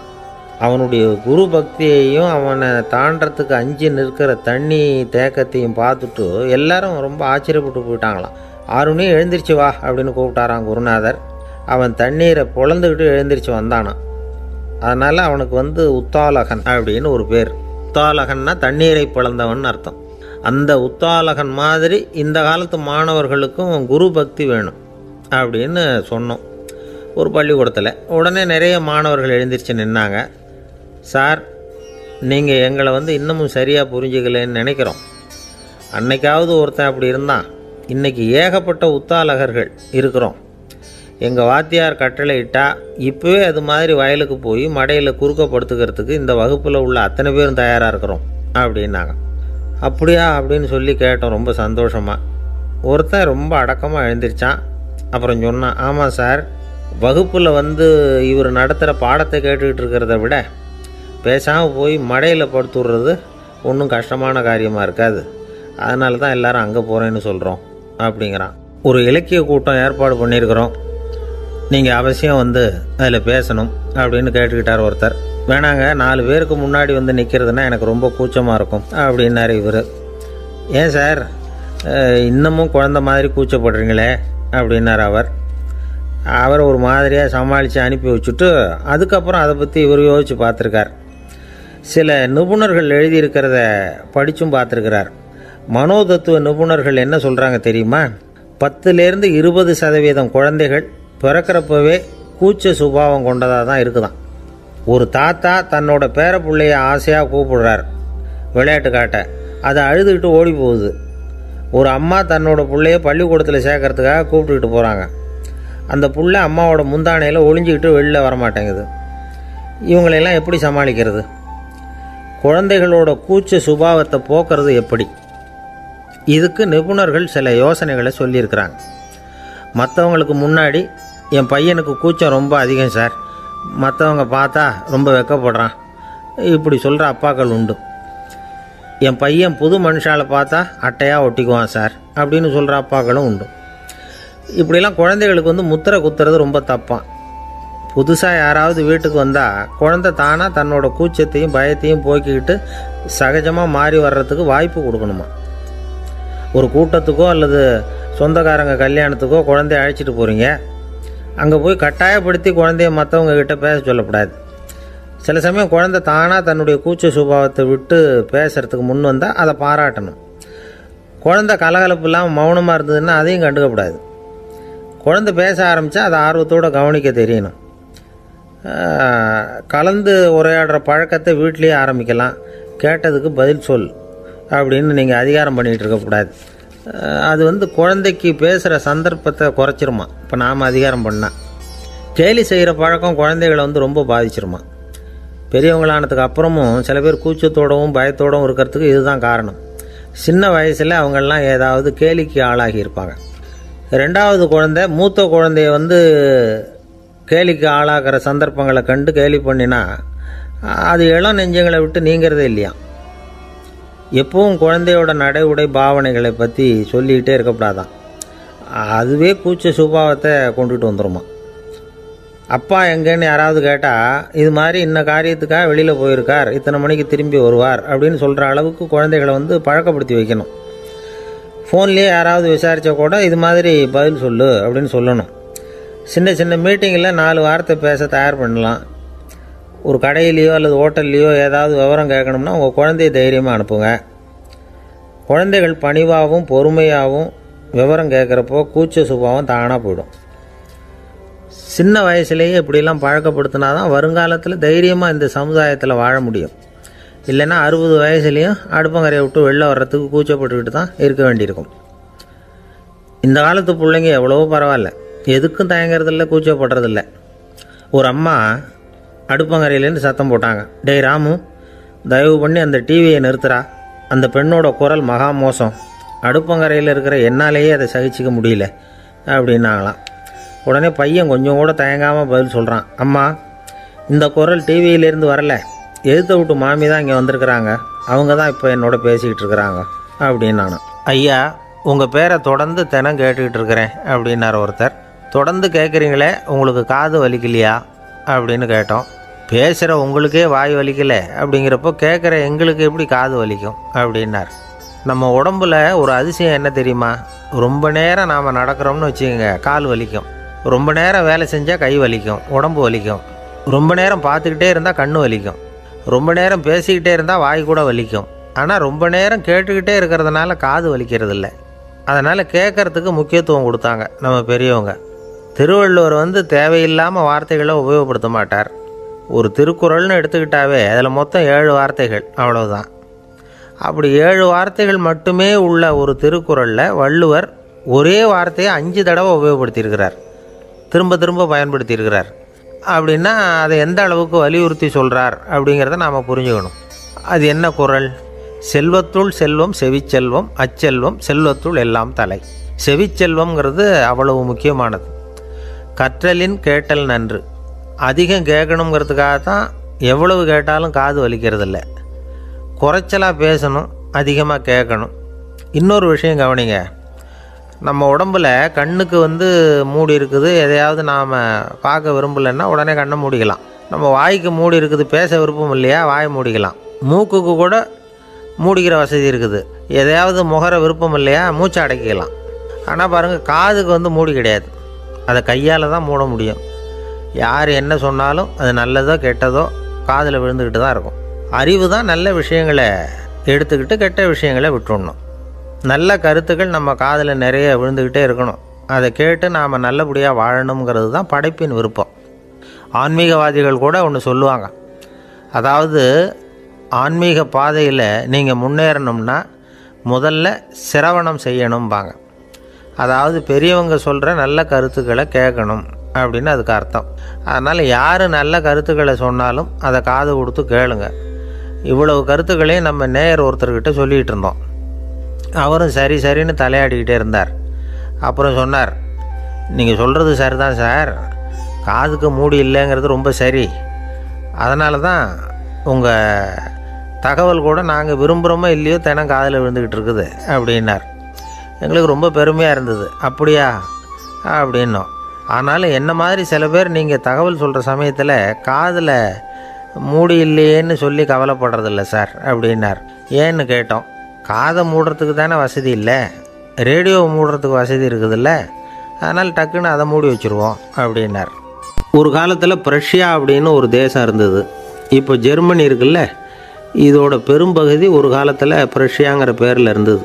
அப்போ அதுக்கு அரசராக இருந்தவர் மகா ஃப்ரெடரிக், அதாவது ஃப்ரெடரிக் தி கிரேட் அப்படின்னு சொல்லுவாங்க. அந்த ராஜாவுக்கு ஒரு சந்தேகம், நாம் பல வகையான வரிகளை விதித்து வசூல் பண்ணுறோம், அப்படி பண்ணி வருமானம் குறைஞ்சிக்கிட்டே போகுதே, இதுக்கு என்ன காரணமாக இருக்கும்? இதுதான் அவருக்கு ஏற்பட்ட சந்தேகம். ஒரு சமயம் அந்த அரசர் தம்முடைய அமைச்சர்களையும் பிரபுக்களையும் தளபதிகளையும் கூப்பிட்டு ஒரு விருந்து வச்சார். விருந்து முடிஞ்சதும் அவங்கள பார்த்து இந்த சந்தேகத்தை கேட்டார். வரிகள் அதிகமாக விதித்து வருமானம் குறையறதுக்கு என்ன காரணம் அப்படின்னு கேட்டார். பல பேருக்கு இதுக்கு சரியாக பதில் சொல்ல தெரியல. அனுபவசாலியான ஒரு தளபதி எழுந்திருச்சார். அரசே, அது எப்படிங்கிறத இப்போ உங்களுக்கு காட்டுறேன்னார். உடனே ஒரு பெரிய பனிக்கட்டி ஒன்றை தன்னுடைய கையில் எடுத்தார். அதை அப்படியும் எப்படியும் திருப்பி பார்த்தார். அப்புறம் அடுத்தவர்கிட்ட கொடுத்தார். அவரும் அதை அப்படியும் இப்படியும் திருப்பி பார்த்துட்டு அடுத்தபடியாக இருந்தவர்கிட்ட கொடுத்தார். இப்படியே இதை ஒவ்வொருத்தராக பார்த்துட்டு ஒவ்வொரு கையாக மாறி கடைசியில் மன்னர் கைக்கு போய் சேர்ந்தது.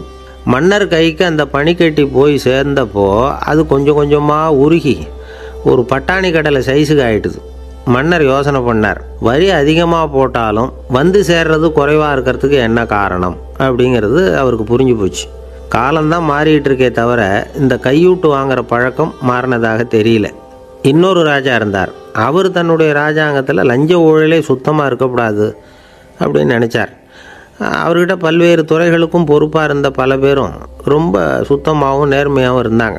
ஒரே ஒருத்தர் மட்டும் எல்லார்கிட்டையும் லஞ்சம் வாங்கிட்டே இருந்தார். அவரை வேறு வேறு துறைகளுக்கு மாற்றி பார்த்தாரு. அந்த ராஜா என்னென்னமோ பண்ணி பார்க்குறாரு. எந்த வேலையை கொடுத்தாலும் அதுலேயும் லஞ்சம் வாங்கிறதுக்கு ஒரு வழியை உண்டு பண்ணிக்குவார் அந்த ஆள். ராஜாவுக்கு இது ஒரு பெரிய தலைவலியாக போட்டுது. இவர் என்ன பண்ணுறது, இவருக்கு என்ன வேலையை கொடுக்கறது, கொஞ்சம் கூட லஞ்சம் வாங்கிறதுக்கு சான்ஸே இல்லாத ஒரு வேலையை கொடுக்கணும் அப்படின்னு திட்டம் போட்டார். ஒரு நாள் அவருக்கு அந்த உத்தரவும் போட்டுட்டார். அதாவது அவருக்கு என்ன வேலைன்னா, கடற்கரையில் தான் அவருக்கு ஆஃபீஸ், அங்கேயே இருந்துக்க வேண்டியது. தினமும் எத்தனை கடல் அலை கரையில் மோதுது அப்படிங்கிறத கணக்கெடுத்து ராஜாவுக்கு தெரிவிக்க வேண்டியது. இதுதான் அவருக்கு வேலை. பேசாமல் அலையை எண்ணிட்டு உட்காந்துருக்கிட்டோம், அப்போவாவது அவர் லஞ்சம் வாங்குகிற சந்தர்ப்பம் இல்லாமல் போயிடும் அவருக்கு அப்படின்னு நினச்சார் ராஜா. இந்த ஆள் கடற்கரைக்கு போய் டியூட்டியில் ஜாயின் பண்ணிட்டார். ஒரே மாதத்தில் அங்கே சொந்தமாக ஒரு பிரம்மாண்டமான மாளிகை கட்டி விட்டார். ராஜாவுக்கு இது பெரிய ஆச்சரியமாக போச்சு. அலையை என்ற வேலையில் அந்த ஆள் எப்படி பணம் சம்பாதிச்சார் அப்படின்னு விசாரித்து பார்த்தார் அக்கம் பக்கத்தில். அந்த ஆள் என்ன பண்ணியிருக்கிறாருன்னா, கடற்கரையில் போய் பொறுப்பை ஏற்றுக்கிட்ட உடனே அங்கே இருந்த மீனவர்கள்கிட்ட எல்லாம் இந்த கரையில் ஒரு நாளில் மோதுகிற அலைகள் எத்தனை அப்படின்னு கேட்டிருக்காரு. அது எப்படிங்க தெரியும்னு இருக்காங்க அவங்க. தினமும் அந்த எண்ணிக்கை தெரியணும். நம்ம ராஜாவுக்கு தினமும் அறிக்கை அனுப்பணும், டெய்லி ரிப்போர்ட்டு. தவறுனா நீங்கள் இந்த கடலில் போய் மீன் பிடிக்கிறதுக்கு ராஜாவோட அனுமதி கிடைக்காது. அப்படின்ட்டுருக்கார். உடனே மீனவர்களும் பயந்து போட்டாங்க. கடலுக்கு போகிறதுக்கு அனுமதி இல்லைன்னா பட்டினி கிடக்கிறது மாதிரி ஆகிடுமே. மெதுவாக அந்த ஆளுகிட்ட போனாங்க. காதோட காதாக சொன்னாங்க, ஐயா, எங்களால் கடல் அலையை எண்ண முடியாது. தினமும் எங்களால் முடிஞ்சதை உங்களுக்கு பணமாக கொடுத்துட்றோம். நீங்கள் தான் ராஜா கிட்ட சிபாரிசு பண்ணி நாங்கள் தொடர்ந்து மீன் பிடிக்கிறதுக்கு அனுமதி வாங்கி கொடுக்கணும் அப்படின்னு வேண்டிக்கிட்டாங்க.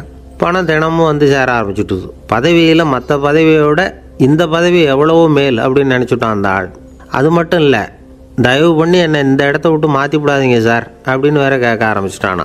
எனக்கு இது மட்டும்தான் சார் தெரியும், இதை தவிர வேறு எதுவும் தெரியாது அப்படின்னு சொல்லிக்கிட்டே காலம் தள்ளுறவங்க ரொம்ப பேர். அவங்கெல்லாம் கஷ்டப்பட வேண்டியிருக்கும். ஒருத்தர் தன்னுடைய தொழிலில் ரொம்ப கெட்டிக்காரராக இருக்கலாம். அதுக்காக எப்பவும் அதே ஞாபகத்தில் இருந்துக்கிட்டு உலகியல் அறிவு இல்லாமல் இருந்துடக்கூடாது. அது ஆபத்து. இதுக்காக நம்ம தாத்தா பாட்டிலாம் ஒரு கதை சொல்லுவாங்களே, கேள்விப்பட்டிருக்கீங்களா? ஒரு சமயம் ஒரு 4 பேர் சேர்ந்து வெளியூருக்கு பிரயாணம் போனாங்களாம். அந்த 4 பேர் எப்படி தெரியுமா? ஒருத்தர் வேதாந்தி, இன்னொருத்தர் சங்கீத வித்வான், 3வது ஆள் வைத்தியர், 4வது ஆள் ஜோசியர். இவங்க 4 பேரும் நண்பர்கள். அதனால் சேர்ந்து புறப்பட்டாங்க. வழியில் ஒரு ஊரில் தங்கினாங்க. இருட்டி போச்சு. அதனால் இன்றைக்கி ராத்திரி இங்கேயே தங்கி இருந்துட்டு நாளைக்கு புறப்படலாம் அப்படின்னு தீர்மானம் பண்ணாங்க. சாப்பாட்டுக்கு என்ன பண்ணுறது? அங்கேயே கடத்தெருவுக்கு போய் சாமான்லாம் வாங்கியாந்து சமைச்சு சாப்பிட்லாம்னு முடிவு பண்ணாங்க. 4 பேர் இருக்கிறதுனால ஆளுக்கு ஒரு காரியமாக செய்யலாம் அப்படின்னு வேலையை பிரிச்சுக்கிட்டாங்க. வைத்தியர் கரிகாய் வாங்க போனார். வேதாந்தி எண்ணெய் வாங்க போனார். ஜோசியர் பலசரக்கு வாங்க போனார். சங்கீத வித்வானுக்கு சமைக்கிற வேலை. எல்லாம் சரி. ஆனால் நடந்தது என்ன தெரியுமா? கடைத்தெருவுக்கு காய்கறி வாங்க போனார்ல வைத்தியர், அங்கே போய் மார்க்கெட்டில் பார்த்தார். ஒவ்வொரு கரிகாயாக எடுத்து பார்த்தார். இது பித்தம், உடம்புக்கு ஒத்துக்காது. இது வாயு, உடம்புக்கு ஒத்துக்காது அப்படின்னு ஒவ்வொன்றா தள்ளினார். கடைசியில் ஒன்றுமே தேரல. வெறுங்கையோடு திரும்பி வந்துக்கிட்டு இருக்கிறார். எண்ணெய் வாங்க போனார் வேதாந்தி. அவர் ஒரு தொன்னையில் எண்ணெயை வாங்கினார். பேசாமல் அதை எடுத்துகிட்டு வர வேண்டியது தானே, முடியல. அவருடைய வேதாந்த மூளை சிந்திக்க ஆரம்பிச்சுட்டுது. இந்த தொன்னைக்கு எண்ணெய் ஆதாரமா அல்லது எண்ணெய்க்கு தொன்னை ஆதாரமா அப்படிங்கிற ஆராய்ச்சியில் இறங்கினார். என்னாச்சு தெரியுமா? அப்படி கவுத்து பார்த்தார். வாங்கின எண்ணெய் பூராவையும் வழியில் கொட்டிவிட்டு வெறும் தொன்னையோடு சேர்ந்தார். பலசரக்கு வாங்க போனார் ஜோசியர். அவர் ஒரு வழியில் பார்த்தாரு. வழியில் வந்தவங்களெல்லாம் அங்கங்கே ஒரு மரத்தடியில் உட்கார வச்சு அவங்களுக்கெல்லாம் ஆர்வம் சொல்ல ஆரம்பிச்சிட்டார். அப்படி ஒவ்வொருத்தராக சொல்லி முடிச்சுட்டு கடத்தருக்கு போய் சேர்ந்தார். இவர் அங்கே போய் சேர்றதுக்குள்ளே ரொம்ப நேரம் ஆகிட்டுது. கடையெல்லாம் பூட்டிவிட்டு போயிட்டாங்க. என்ன செய்கிறது? அவரும் வெறுங்கையோடு திரும்பி சேர்ந்தார். சரி, இவங்க கதை தான் இப்படி ஆச்சு.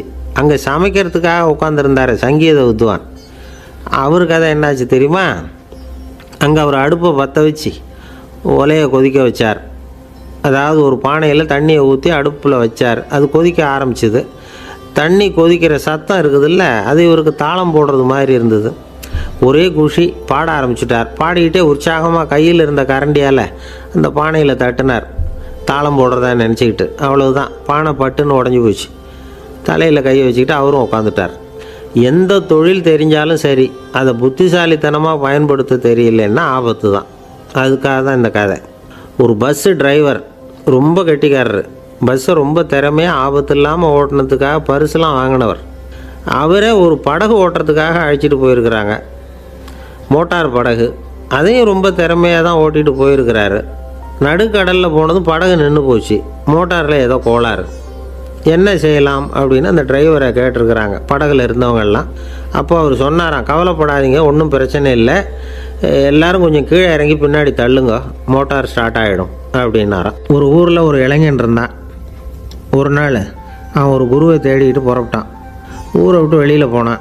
போகிற வழியில் ஒரு காடு. அந்த காட்டில் ஒரு மரத்தடியில் ஒரு பெரியவர் உட்காந்துருக்கிறார். அமைதியாக மௌனமாக அவர் அமர்ந்திருக்கிறார். இந்த பெரியவரை விசாரிக்கலாம், குருவை தேடி கண்டுபிடிக்கிறதுக்கு இவர் ஏதாவது ஒரு வழி சொல்லி கொடுப்பார் அப்படின்னு நினச்சிக்கிட்டு அவர் நெருங்கினான். ஐயா, எனக்கு ஒரு குரு தேவை, எங்கே கிடைப்பார்? அவரை எப்படி அடையாளம் கண்டுபிடிக்கிறது? அதை பற்றி ஏதாவது விவரம் சொன்னீங்கன்னா நான் கண்டுபிடிச்சிக்குவேன் அப்படின்ட்டுருக்கான். பெரியவர் நிமிர்ந்து பார்த்தார். தம்பி, அது ரொம்ப சுலபம். அவர் வயசானவராக இருப்பார், என்னை விட சுமார் 30 வயசு அதிகமாக இருக்கும். அவர் ஒரு மரத்தடியில் தான் உட்காந்துருப்பார் அப்படின்ட்டுருக்கான். சரிங்க பெரியவரே, அது என்ன மாதிரியான மரம், எப்படி இருக்கும்? அப்படின்னு கேட்டிருக்கான். பெரியவர் அந்த விவரங்களையும் சொல்லியிருக்கிறாரு. அது மட்டும் இல்லை, சந்திக்கிற நாள், நேரம், வினாடி முதற்கொண்டு எல்லா விவரங்களையும் துல்லியமாக சொன்னாராம். இவ்வளவு விவரங்களை இவரால் எப்படி சொல்ல முடியுது அப்படின்னு இவனுக்கு ஆச்சரியம். இருந்தாலும் அந்த பெரியவர் கடைசியாக ஒரு விவரம் சொன்னார். அது என்ன தெரியுமா? எப்படியும் நீ அவரை சந்திக்கிறதுக்கு ஒரு 30 வருஷம் ஆகும் அப்படின்னு சொல்லிவிட்டாரான். ரொம்ப நன்றிங்க பெரியவரே அப்படின்னு சொல்லிவிட்டு அந்த இளைஞன் புறப்பட்டுருக்கான். இப்போ அவனுக்கு குரு பற்றின விவரம் எல்லாம் கிடச்சிட்டுது, சந்திக்கிற நேரமும் தெரிஞ்சுட்டுது. ஆனால் 30 வருஷம் அவரை தேடி அலைய வேண்டியிருக்குமே. அவன் தேட ஆரம்பித்தான். காடு மலை எல்லாம் சுற்றி அலைஞ்சான். பல வருஷங்கள் தேடினான். அழுத்து போயிட்டான். கடைசியில் அவனுக்கும் வயசாகிட்டுது. கடைசியில் தன்னுடைய சொந்த ஊருக்கே திரும்பி போய்கிட்டு இருந்தான். அங்கே ஒரு மரத்தடியில் அவன் தேடிக்கிட்டு இருந்த குருநாதர் கிடைச்சார். யார் அவருன்னா, 30 வருஷத்துக்கு முன்னாடி வழி சொல்லி கொடுத்தாருல அதே பெரியவர். அவருக்கு இப்போ 30 வயசு அதிகமாக இருந்தது. அதே மரம். அன்னைக்கு பெரியவர் சொன்ன அடையாளம் இப்போ பொருத்தமாக இருந்தது. இப்போ அந்த பெரியவர் சொன்னார், சரியாக வந்து சேர்ந்துட்டேன், வா, உனக்காக தான் நான் இவ்வளவு காலமும் காத்துக்கிட்டு இருந்தேன் அப்படின்னாரான். என்ன சொல்கிறீங்கன்றிருக்கான். 30 வருஷத்துக்கு முன்னாடி என்கிட்ட வந்தியே, அப்போவே என் காலம் வந்து முடிஞ்சு போயிருந்தது. அப்போவே என்ன உனக்கு அடையாளம் தெரியல, அதனால் இவ்வளவு காலம் உனக்காக காத்துட்ருக்கும்படி ஆகிட்டுது அப்படின்னாராம். ஐயா, அப்போவே நீங்கள் சொல்லியிருக்கலாமே, இதுதான் 30 வருஷம் கழித்து நீ சந்திக்க போகிற இடம், நான் தான் உன்னுடைய குரு அப்படின்னு சொல்லியிருக்கலாமே அப்படின்ட்டுருக்கான்.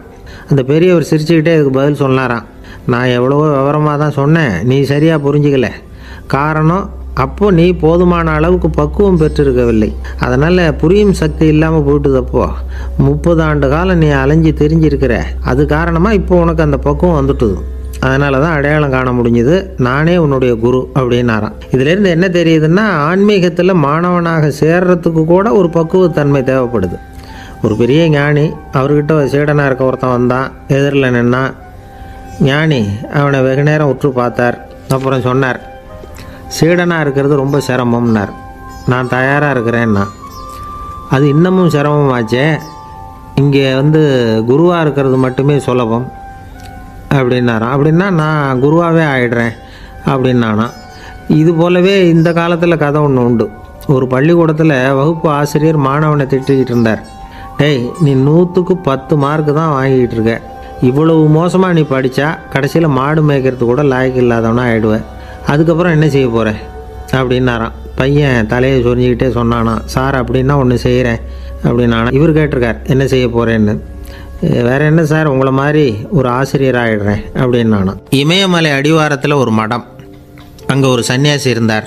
அவர்கிட்ட ஒருத்தர் வந்தார். சுவாமி, ஆசையை உதற நினைக்கிறேன், முடியல, ஒட்டிக்கிட்டே வருது அப்படின்னாராம். இப்படி உட்கார, ஒரு கதை சொல்கிறேன் அப்படின்னு சொல்லி அவர் சொல்ல ஆரம்பித்தாராம். அவர் சொன்ன கதை என்னென்னா, ஒரு ஊரில் ஒரு ஆள் இருந்தான். அவன் பேர் குப்புசாமி. அவன்கிட்ட எப்பவும் ஒரு பழைய தொப்பி இருக்கும், விடவே மாட்டான். அதனால் அவனை எல்லோரும் தொப்பி சாமி அப்படின்னு தான் கூப்பிடுறது வழக்கம். ஒரு புது தொப்பி வாங்கிக்கப்படாதாப்பா அப்படின்னு நண்பர்கள்லாம் சொல்லி பார்த்தாங்க. பணத்துக்கு எங்கே போவேன் அப்படின்னு விட்டானா. பணம் வச்சுருக்கான், செலவு பண்ண மனசு வரல, மகா கஞ்சன். பழைய பாட்டில்கள்லாம் வாங்கி விற்றுக்கிட்டு இருந்தான். அப்படி ஒரு தடவை பழைய கண்ணாடி சாமான்களை ஏலத்தில் எடுத்தப்போ அதில் ஒரு அருமையான சென்ட்டு பாட்டில் கிடச்சிது. உடனே ஒரு ஐடியா பண்ணான். அந்த சென்ட்டை வந்து சின்ன சின்ன பாட்டில்களில் அடைச்சி ஜன்னல் ஓரமாக அடுக்கி வச்சுட்டான். அதை விற்றா நிறைய பணம் கிடைக்குமே.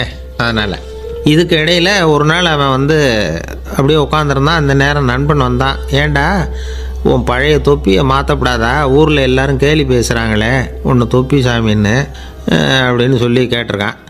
இந்த சென்ட்டு பாட்டில் விற்றதும் பணம் வரும், அதுக்கப்புறம் பார்க்கலாம் அப்படின்னு நானா. இவன் சரி வா, நீச்சல் குளத்துக்கு போயிட்டு வருவோம் அப்படின்னு கூப்பிட்ருக்கான் நண்பன். 2 பேரும் போனாங்க. அதே நேரம் அந்த ஊர் நீதிபதியும் அங்கே குளிக்க வந்தாராம். அவர்கிட்ட இருந்தது விலை வசந்த ஒரு புது தொப்பி. அதை அங்கே இருந்த ஸ்டாண்டில் மாட்டிவிட்டு குளிக்க போனார். இதுக்கிடையில் குப்புசாமி குளிச்சுட்டு வந்தான். அவனுடைய பழைய தொப்பியை காணலை. அந்த புது தொப்பியை பார்த்தா இது நண்பனுடைய வேலை தான் அப்படிங்கிறதாக புரிஞ்சுக்கிட்டு அதை எடுத்து மாட்டிகிட்டு வந்துட்டான். நீதிபதி குளிச்சுட்டு வந்து பார்க்குறாரு, தொப்பியை காணும். போலீஸில் புகார் கொடுத்தார். அவங்க வந்து தேடினாங்க. ஒரு மூலையில் பழைய தொப்பி கிடச்சிது. அடடா, இது நம்ம குப்புசாமியோட தொப்பி இல்லையா அப்படின்னு நானா ஒருத்தன். உடனே அவன் வீட்டுக்கு தேடிட்டு போயிருக்காங்க. அங்கே போய் பார்த்தா புது தொப்பி அங்கே இருக்குது. உடனே அவனுக்கு 1000 ரூபா அபராதம் போட்டாங்களாம். அவன் பணத்தை கட்டிவிட்டு ரொம்ப எரிச்சலோடு வீட்டுக்கு வந்தான். பழைய தொப்பி கண்ணில் பட்டுது. மறுபடியும் உன்னால் தானே எனக்கு 1000 ரூபா நஷ்டம் அப்படின்னு சொல்லி அதை எடுத்துக்கிட்டு அப்படி போயிருக்கான். அந்த ஊர் குளத்தில் வீசி எரிஞ்சிட்டு வந்துட்டான். அது மீன் பிடிக்கிற ஒருத்தன் கையில் சிக்கிச்சு. அவன் வர்ற வழியில் அதை எடுத்து வேகமாக வீசி எறிஞ்சான். அது நேராக குப்புசாமி வீட்டு ஜன்னல் வழியாக உள்ளே வந்து இந்த சென்ட்டு பாட்டில்கள் மேலே விழுந்து எல்லாம் உடஞ்சி நொறுங்கி போச்சு. குப்புசாமி பார்த்தான். தோட்டத்தில் ஆழமாக ஒரு குழியை வெட்டினான். அந்த தொப்பியை போட்டான், மூடிவிட்டான். இதை அடுத்த வீட்டுக்காரன் பார்த்தான். ஏதோ புதையல் தான் வச்சுருக்கான் போல இருக்குன்னு நினச்சான். போலீஸில் போய் புகார் கொடுத்துட்டான். மறுபடியும் போலீஸ் குழியை தோண்டினாங்க. பழைய தொப்பி மறுபடியும் வெளியில் வந்தது. எல்லோரும் சிரிக்கிறாங்க. அன்னைக்கு ராத்திரியே அந்த தொப்பியை எடுத்துக்கிட்டு நேராக புறப்பட்டான். ஒரு கல்லில் அதை சேர்த்து கட்டி குடிநீர் தொட்டி இருக்கும்ல, அதில் போட்டுட்டு வந்துட்டான். இனிமேல் என்ன பண்ணும் பார்ப்போன்னு. ஒரு நாள் திடீர்னு குழாயெல்லாம் அடைப்பட்டு போச்சு. மாநகராட்சி அலுவலர்கள் வந்து என்னன்னு பார்த்தா அந்த பழைய தொப்பி குழாயை அடைச்சிக்கிட்டு இருக்குது. இது குப்புசாமியோட தொப்பிங்கிறது தான் எல்லாருக்கும் தெரியுமே. உடனே குடிநீரை வந்து பாழாக்கணத்துக்காக குப்புசாமிக்கு கோர்ட்டு 2500 ரூபா அபராதம் போட்டுவிட்டுது. அதையும் கட்டிவிட்டு வெளில வந்தான். கடைசியாக முடிவு பண்ணான். ஒரு நெருப்பு குச்சியை கிழிச்சான். தொப்பியை கொளுத்தினான். எரிஞ்சுது. எடுத்து வெளில எரிஞ்சான். கொஞ்ச நேரத்தில் தீ அணைப்பு படம் வந்துட்டுது. ஆமாம், இவன் எடுத்து எரிஞ்சது வெளியில் விழுந்து வீட்டு கூரையே பற்றிக்கிட்டு எரிய ஆரம்பிச்சுட்டுது. அவனோட பணத்தாசையும் அதோடு சேர்ந்து எரிஞ்சு போச்சான். இப்படி ஒரு கதை. இந்த கதையை சொல்லி முடித்தார் அந்த இமயமலை அடிவாரத்தில் இருந்த சன்னியாசி. இப்போ அந்த குப்புசாமி எங்கே இருக்கிறான்னு கேட்டார் எதிரில் இருந்தவர். இதோ உன் எதிரிலே இருக்கிறான், நான் தான் அந்த குப்புசாமி அப்படின்னாரான் அந்த சன்னியாசி. அந்த குப்புசாமிகிட்ட இருந்தது மாதிரி ஒரு பழைய தொப்பி நம்ம ஒவ்வொருத்தர்கிட்டையும் உண்டு. அதை எப்படி தொலைக்கிறதுன்னு தெரியாமல் தடுமாறிக்கிட்டு இருக்கிறோம். அது என்ன தொப்பிங்கிறீங்களா? அதுதான் நம்மை சூழ்ந்திருக்கிற மாயை அப்படிங்கிறார் சுவாமி சின்மயானந்தர். மெய்ஞானம் கிடைக்கிறப்போ மாயை வந்து எரிஞ்சு போகும் அப்படிங்கிறது அவருடைய கருத்து.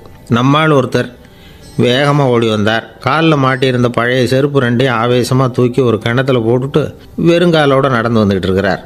ஏன் அப்படி பண்ணீங்க அப்படின்னு கேட்டோம். அந்த செருப்புக்கு சொந்தக்காரன் வந்து பின்னாடி வந்துக்கிட்டு இருக்கிறான், அதனால் அப்படி பண்ணேன் அப்படிங்கிறார் இவர். காசியில் இருக்கிற கடவுள் காசி விஸ்வநாதர், அங்கே இருக்கிற தேவி காசி விசாலாட்சி. இவங்க 2 பேரும் ஒரு நாள் பேசிக்கிட்டு இருந்தப்போ கடவுள் சொன்னார், இந்த மனிதர்களை நாம் ரொம்பவும் நம்பிக்கையோடு தான் படைச்சிருக்கிறோம். இருந்தாலும் அவங்களுக்கு தான் நம்பிக்கை இல்லை, எதுலேயும் ஒரு உண்மையான நம்பிக்கை இல்லாமல் வாழ்ந்துக்கிட்டு இருக்கிறாங்க அப்படின்னார். என்ன அப்படி சொல்கிறீங்க? அதோ பாருங்கள், எவ்வளவு பேர் காசியை தேடிட்டு வந்து கங்கையில் குளிச்சுக்கிட்டு இருக்கிறாங்க. அவங்களெலாம் நம்பிக்கை இல்லைன்னா இவ்வளவு தூரம் தேடிட்டு வந்து இங்கே குளிப்பாங்களா அப்படின்னு நாங்கள் தேவி. சரி, அதை சோதித்து பார்க்கலாம் அப்படின்னு 2 பேரும் முடிவு பண்ணிக்கிட்டாங்க. உடனே ஒரு திட்டம் போட்டாங்க. அது எப்படின்னா, நாம் 2 பேருமே பக்தர்கள் மாதிரி உருவத்தை மாற்றிக்கிட்டு கங்கை கரைக்கு போக வேண்டியது. நான் வந்து கங்கையில் இறங்கி குளிக்கிறேன். கொஞ்ச நேரத்தில் சுழலில் மாட்டிக்கிட்டது மாதிரி நடிக்கிறேன். நீ உடனே கரையிலிருந்து சத்தம் போடு, என்னோடய வீட்டுக்காரரை யாராவது காப்பாற்றுங்களேன்னு சத்தம் போடும். அதோடு இன்னொன்று சொல்லு, யாராவது ஒரு புண்ணிய ஆத்மா அவர்கிட்ட போய் அவருடைய முடியை பிடிச்சி இழுக்கணும். அப்படி ஒரு சாபம் இருக்குது எங்களுக்கு.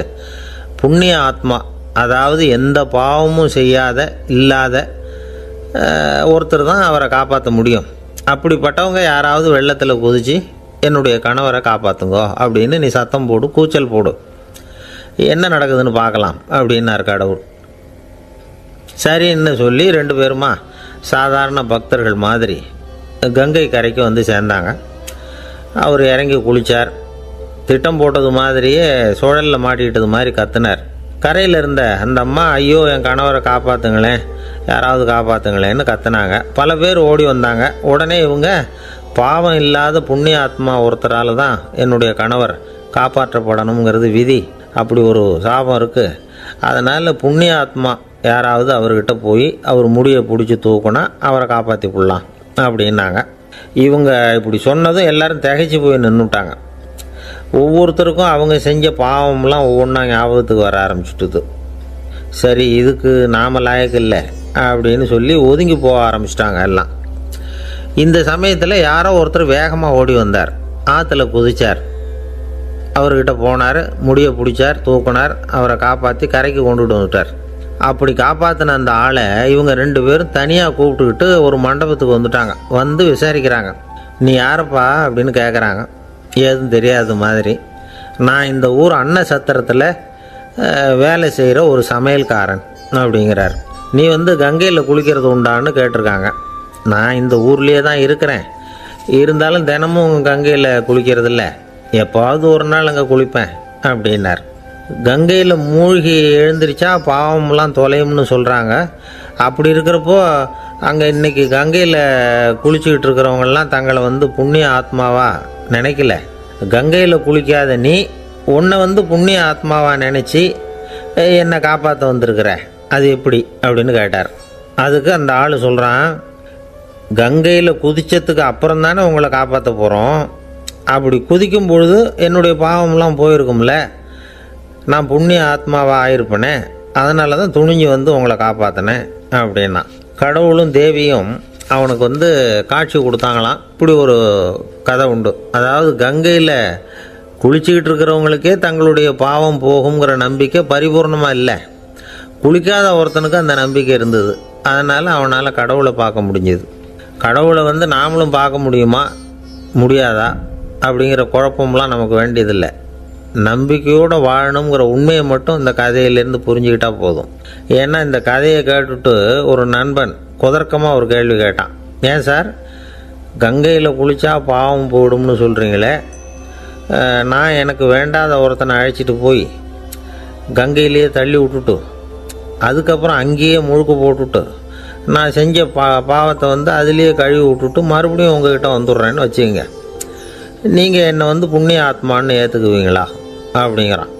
ஆள் கொஞ்சம் அசந்தான் நம்மளே அங்கே அழைச்சிட்டு போனாலும் போயிடுவான். வாழ்க்கையில் சில சந்தர்ப்பங்களில் நாம் சில அவமானங்களை சந்திச்சே தீர வேண்டியிருக்கு. என்ன பண்ணுறது, காலம் அப்படி.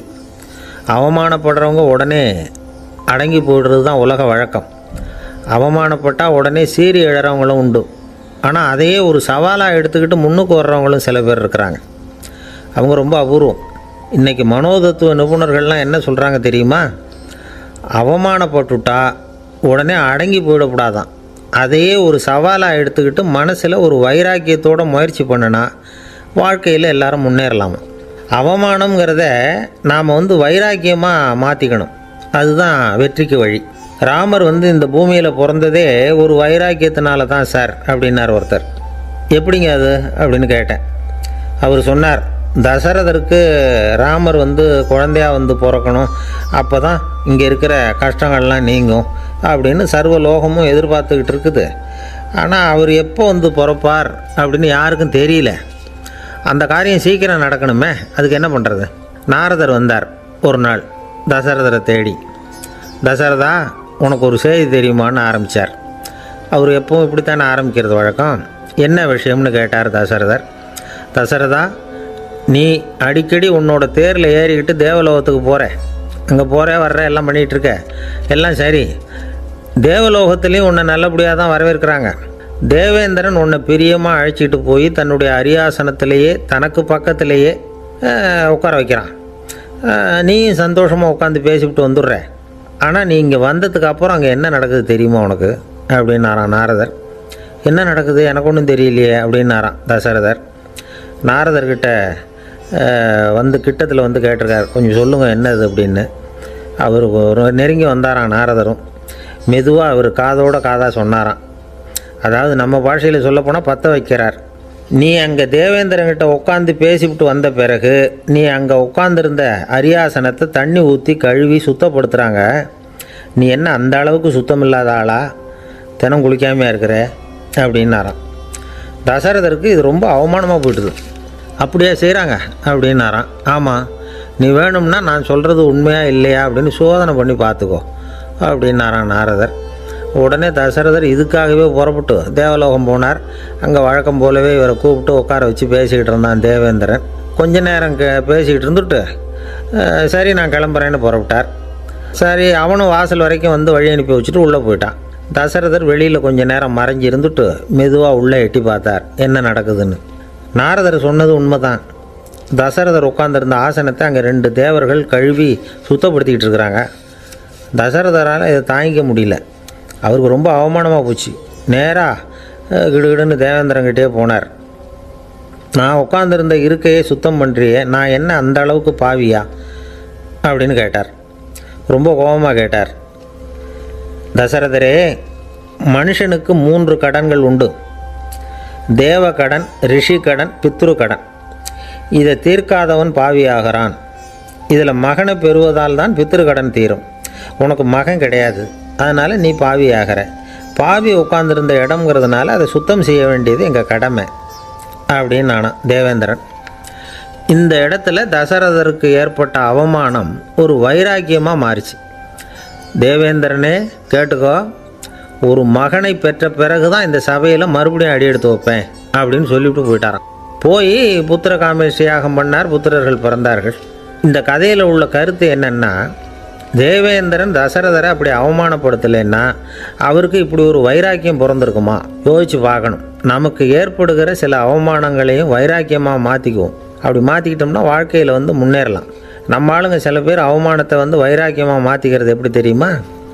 நம்மக்கிட்ட ஒரு பையன் சொன்னான், எங்கள் அப்பா என்னை எல்லாருக்கும் முன்னாடி வச்சு திட்டிவிட்டார், பொறுப்பு இல்லாமல் ஊர் சுற்றுறேன்னு சொல்லி அவமானப்படுத்தி விட்டார். இனிமேல் நீ என் முகத்திலேயே முழிக்காதரா போடான்னு வேற சொல்லிவிட்டார். எனக்கு ரோஷம் வந்துட்டுது. அந்த அவமானத்தை வைராக்கியமாக மாற்றிக்கிட்டேன். அன்னையிலேருந்து அவர் முகத்திலேயே முழிக்கிறதில்ல அப்படின்னா. அப்படியான்னு கேட்டோம். ஆமாங்க, அவர் வீட்டில் இல்லாத நேரமாக பார்த்து உள்ள சமையல் கட்டுக்கு போய் சாப்பிட்டுட்டு நைஸாக வெளியில் வந்துடுவேன் அப்படிங்கிறான் அவன். ஜவஹர்லால் நேரு பிரதமராக இருந்த சமயம் அவர் ஒரு தடவை சென்னைக்கு வந்திருக்கிறார். இங்கே சில முக்கிய நிகழ்ச்சிகளில் கலந்துக்கிறதுக்காக வந்திருந்தார். ஆளுநர் மாளிகையில் ஒரு நாள் ராத்திரி தங்கி மறுநாள் புதுடெல்லி புறப்படுறதாக ஏற்பாடு. நிகழ்ச்சியிலெல்லாம் முடிச்சுக்கிட்டு ஆளுநர் மாளிகையில் தங்கியிருக்கிறார். அன்றைக்கு இரவு படிக்கிறதுக்கு ஒரு முக்கியமான புத்தகம் அவருக்கு தேவைப்பட்டது. அந்த சமயத்தில் உலக அளவில் ஒரு முக்கியமான பொருளாதாரம் சம்பந்தமான ஒரு புத்தகம் வெளியாகி இருக்கிற விஷயம் அவருக்கு தெரியும்.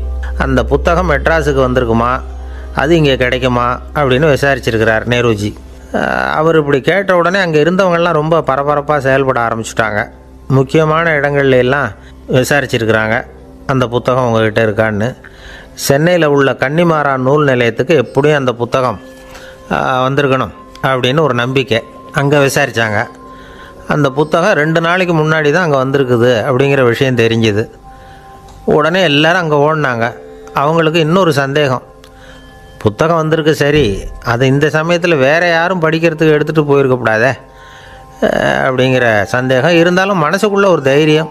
இப்படி ஒரு புத்தகம் வெளிவந்திருக்கிற விஷயமே நேருஜி சொல்லி தான் நமக்கே தெரியும்.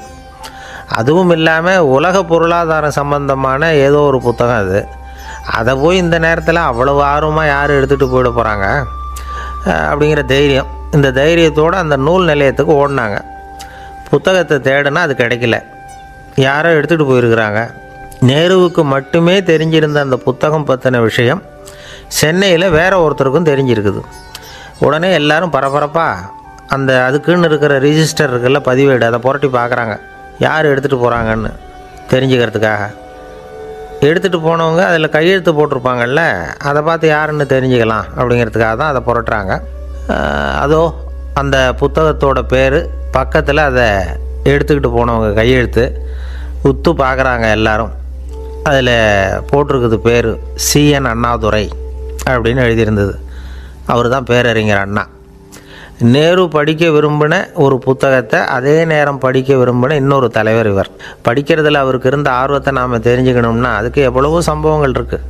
கடைசி காலத்தில் அவர் அடையாறு மருத்துவமனையில் படுத்திருக்கிறார். அவருக்கு ஒரு முக்கியமான அறுவை சிகிச்சை செய்ய வேண்டியிருக்குது அவசரமாக. அமெரிக்காவிலேருந்து டாக்டர் மில்லர் வந்திருக்கிறார். அவர்கிட்ட கேட்குறார், டாக்டர் நாளைக்கே அறுவை சிகிச்சை செய்ய போகிறீங்களா அப்படின்னு. ஆமாங்கிறார் டாக்டர் மில்லர். நாளைக்கு மறுநாள் செஞ்சுக்கிறேனே அப்படின்னாரான் அண்ணா. ஏன் ஏதாவது நாள் பார்க்குறீங்களான்னு கேட்டிருக்கார். இல்லை, ஒரு புத்தகத்தை படிச்சுக்கிட்டு இருக்கிறேன், அதை நாளைக்குள்ளே முடிச்சிருவேன், அதுக்கப்புறம் நான் இறந்தாலும் கவலை இல்லை அப்படின்னாரான் இவர். அவர் தான் அறிஞர் அண்ணா. சங்ககால நூல்கள்லேருந்து சமீபத்தில் வந்த நூல்கள் வரைக்கும் எல்லாம் அவர் படிச்சிருக்கிறார். ஒரு திருமண விழாவில் அவர் பேசும்பொழுது சொன்ன விஷயம் இது. சங்க காலத்தில் காதலியை மணக்க விரும்புகிறவனுக்கு அவனுடைய தந்தை வீர சோதனைகள்லாம் வைப்பார். போய் புலிப்பல் கொண்டுக்கிட்டு வா, அப்போ தான் என் பொண்ணை கொடுப்பேன் அப்படின்னு சொல்லுவார். காதலன் உடனே காட்டுக்கு போவான், ஒரு புலியை கொன்று அதனுடைய பல்லை கொண்டுக்கிட்டு வருவான். அதை வீர பதக்கத்தில் பதிச்சு அவனுக்கு மாமனார் சூட்டுவார் கல்யாண சமயத்தில். இப்போலாம் காதலன் கிட்ட அப்படி சொல்ல முடியாது. இப்போலாம் காதலன்கிட்ட காட்டுக்கு போய் புலிப்பல் கொண்டுக்கிட்டு வான்னு யாராவது சொன்னால் புலி தான் மாப்பிள்ளையாக வந்து சேரும் அப்படின்னார். ஒரு கடைக்கு போனேன், 5 ரூபா பணத்தை எடுத்து கொடுத்தேன். ஒரு தினசரி பத்திரிகையை கேட்டேன். அவர் உடனே அங்கே அடுக்கி வச்சுருந்த பத்திரிகையில் ஒன்று எடுத்து என் கையில் கொடுத்தார். வாங்கிக்கிட்டேன். மீதி பணத்தை எடுத்தார். அதையும் என் கையில் கொடுக்கணும்ல, கொடுக்கல. எதிரில் இருந்த பலகையில் வச்சு எடுத்துக்க சொன்னார். எப்போவும் அவர் அப்படி தான் பண்ணுவார். நானும் எடுத்துக்கிட்டு வந்துடுவேன். இவர் ஏன் இப்படி பண்ணுறாருங்கிறது எனக்கு ரொம்ப நாளாக ஒரு சந்தேகம். ஒரு நாள் அவர்கிட்டயே இதை கேட்டுவிட்டேன். ஏங்க, நீங்கள் உங்கள் கடைக்கு வந்து பொருள்கள் வாங்குறவங்களுக்கு நீங்கள் பாக்கி சில்லறையை கொடுக்குறப்போ பலகையில் வச்சு விட்றீங்க, கையில் கொடுக்க மாட்டேங்கிறீங்களே, ஏன் அப்படின்னு கேட்டேன். காசை கையில் கொடுத்தா நம்மக்கிட்ட இருக்கிற லட்சுமி போயிடுவா சார் அப்படின்னார். அதாவது பணம் செலவாயிடும் அப்படின்னு அர்த்தமா. இன்னொரு நண்பர், அவர் ஒரு நாள் வழக்கத்துக்கு மாறாக ரொம்ப சோகமாக உட்காந்துருக்கிறார். ஏங்க என்னாச்சு, ஏன் இப்படி கப்பலே கவிழ்ந்தது மாதிரி உட்காந்துருக்குறீங்க அப்படின்னு கேட்டேன். கப்பலே கவிழ்ந்திருந்தா கூட நான் இப்படி கவலைப்பட மாட்டேன் சார், வேறு ஒன்று நடந்து போச்சுன்னார். என்னன்னு கேட்டேன். என் உச்சந்தலையில் பல்லி ஒன்று விழுந்துட்டுதுன்னார். அதுக்காகவா இப்படி அப்படின்னு ஆச்சரியப்பட்டேன். ஆமாங்க, பல்லி உச்சந்தலையில் விழுந்தால் பலன் என்னன்னு பஞ்சாங்கத்தில் பார்த்தேன், மரணம்னு போட்டிருக்கு அப்படின்னு சொல்லிவிட்டு அவர் தொடர்ந்து கவலைப்பட ஆரம்பிச்சிட்டார். இப்படியும் ஒருத்தர், என் கூட வேலை பார்க்குற ஒருத்தர் எப்படி தெரியுமா, தினமும் வலது காலை வச்சு தான் ஆஃபீஸுக்கு உள்ளே நுழைவார். என்னைக்காவது தவறுதலாக இடது காலை வச்சு உள்ளே வந்துட்டார்னா அன்னைக்கு பூரா மனசு சங்கடப்படுவார். எந்த வேலையும் சரியாக ஓடாது. கேரம் போர்டு ஆடுற ஒருத்தர் எப்போ ஆட உட்காந்தாலும் ஸ்ட்ரைக்கரை கை தவறி கீழே விழுற மாதிரி பண்ணி அதுக்கப்புறம் அதை எடுத்துக்கிட்டு ஆட உட்காருவார். ஏன்னா எப்போது ஒரு தடவை நிஜமாகவே அது வந்து கை தவறி கீழே விழுந்திருக்குது. அன்னைக்கு பிரமாதமாக ஜெயிச்சுட்டார். உடனே ஒரு முடிவுக்கு வந்துட்டார், கை தவறுனா லாபம் அப்படின்னு. அதுக்கப்புறம் அதையே பழக்கமாக்கிக்கிட்டார். பூனை குறுக்க போனால் சகனம் சரியில்லைன்னு நினைக்கிறவங்க உண்டு. ஆனால் ஒருத்தர் எப்படி தெரியுமா, அவர் வெளியில் கிளம்புற சமயம் பக்கத்து வீட்டு ரேடியோவில் மியாவ் மியாவ் பூனை குட்டின்னு பாட்டு சத்தம் கேட்டால் கூட போதும், சகனம் சரியில்லைன்னு பிரயாணத்தை கேன்சல் பண்ணிவிடுவார். இப்போ இவ்வளவும் எதுக்கு சொல்கிறோம்னா, அளவுக்கு மீறின சகுன நம்பிக்கைகள் இருக்குது பாருங்கள், இதோட பயமும் சேர்ந்துக்கிட்டதுன்னு வச்சுக்கோங்க, இது ஒருத்தருடைய மனநிலையை பாதிச்சிடும். இது வந்து உளவியல் நிபுணர்கள் சொல்கிற கருத்து. வாழ்க்கையே தடுமாற வச்சிரும். பாதுகாப்பு இல்லாத உணர்வு, ஒரு விதமான டிப்ரெஷன் மனநிலை, இதெல்லாம் தான் இதுக்கு காரணமாக அமையலாம். சில பேர் காய்கறி நறுக்க கத்தியை கையில் எடுத்தால் கூட நேரம் சரியாக இருக்கா அப்படின்னு பார்த்துட்டு தான் வேலையை ஆரம்பிக்கிறது வழக்கம். அறிவு தான் மனசுக்கு வாத்தியாராக இருக்கணும். அப்போ தான் வாழ்க்கை வந்து நிம்மதியாக இருக்கும். அறிவு வந்து மனசு சொல்கிறபடியெல்லாம் கேட்க ஆரம்பிச்சுட்டுதுன்னா இடைஞ்சல் தான். ஒருத்தருக்கு 7ஆம் நம்பர் தான் ராசியான நம்பரான். 7ஆம் தேதி தான் எந்த காரியத்தையும் ஆரம்பிப்பாராம். 7 எழுத்து வர்றது மாதிரி பேரை மாற்றி வச்சுக்கிட்டார். 7 மணிக்கு தான் தினமும் எழுந்திருப்பார். 7ஆம் நம்பர் வீட்டில் தான் குடியிருக்கார்.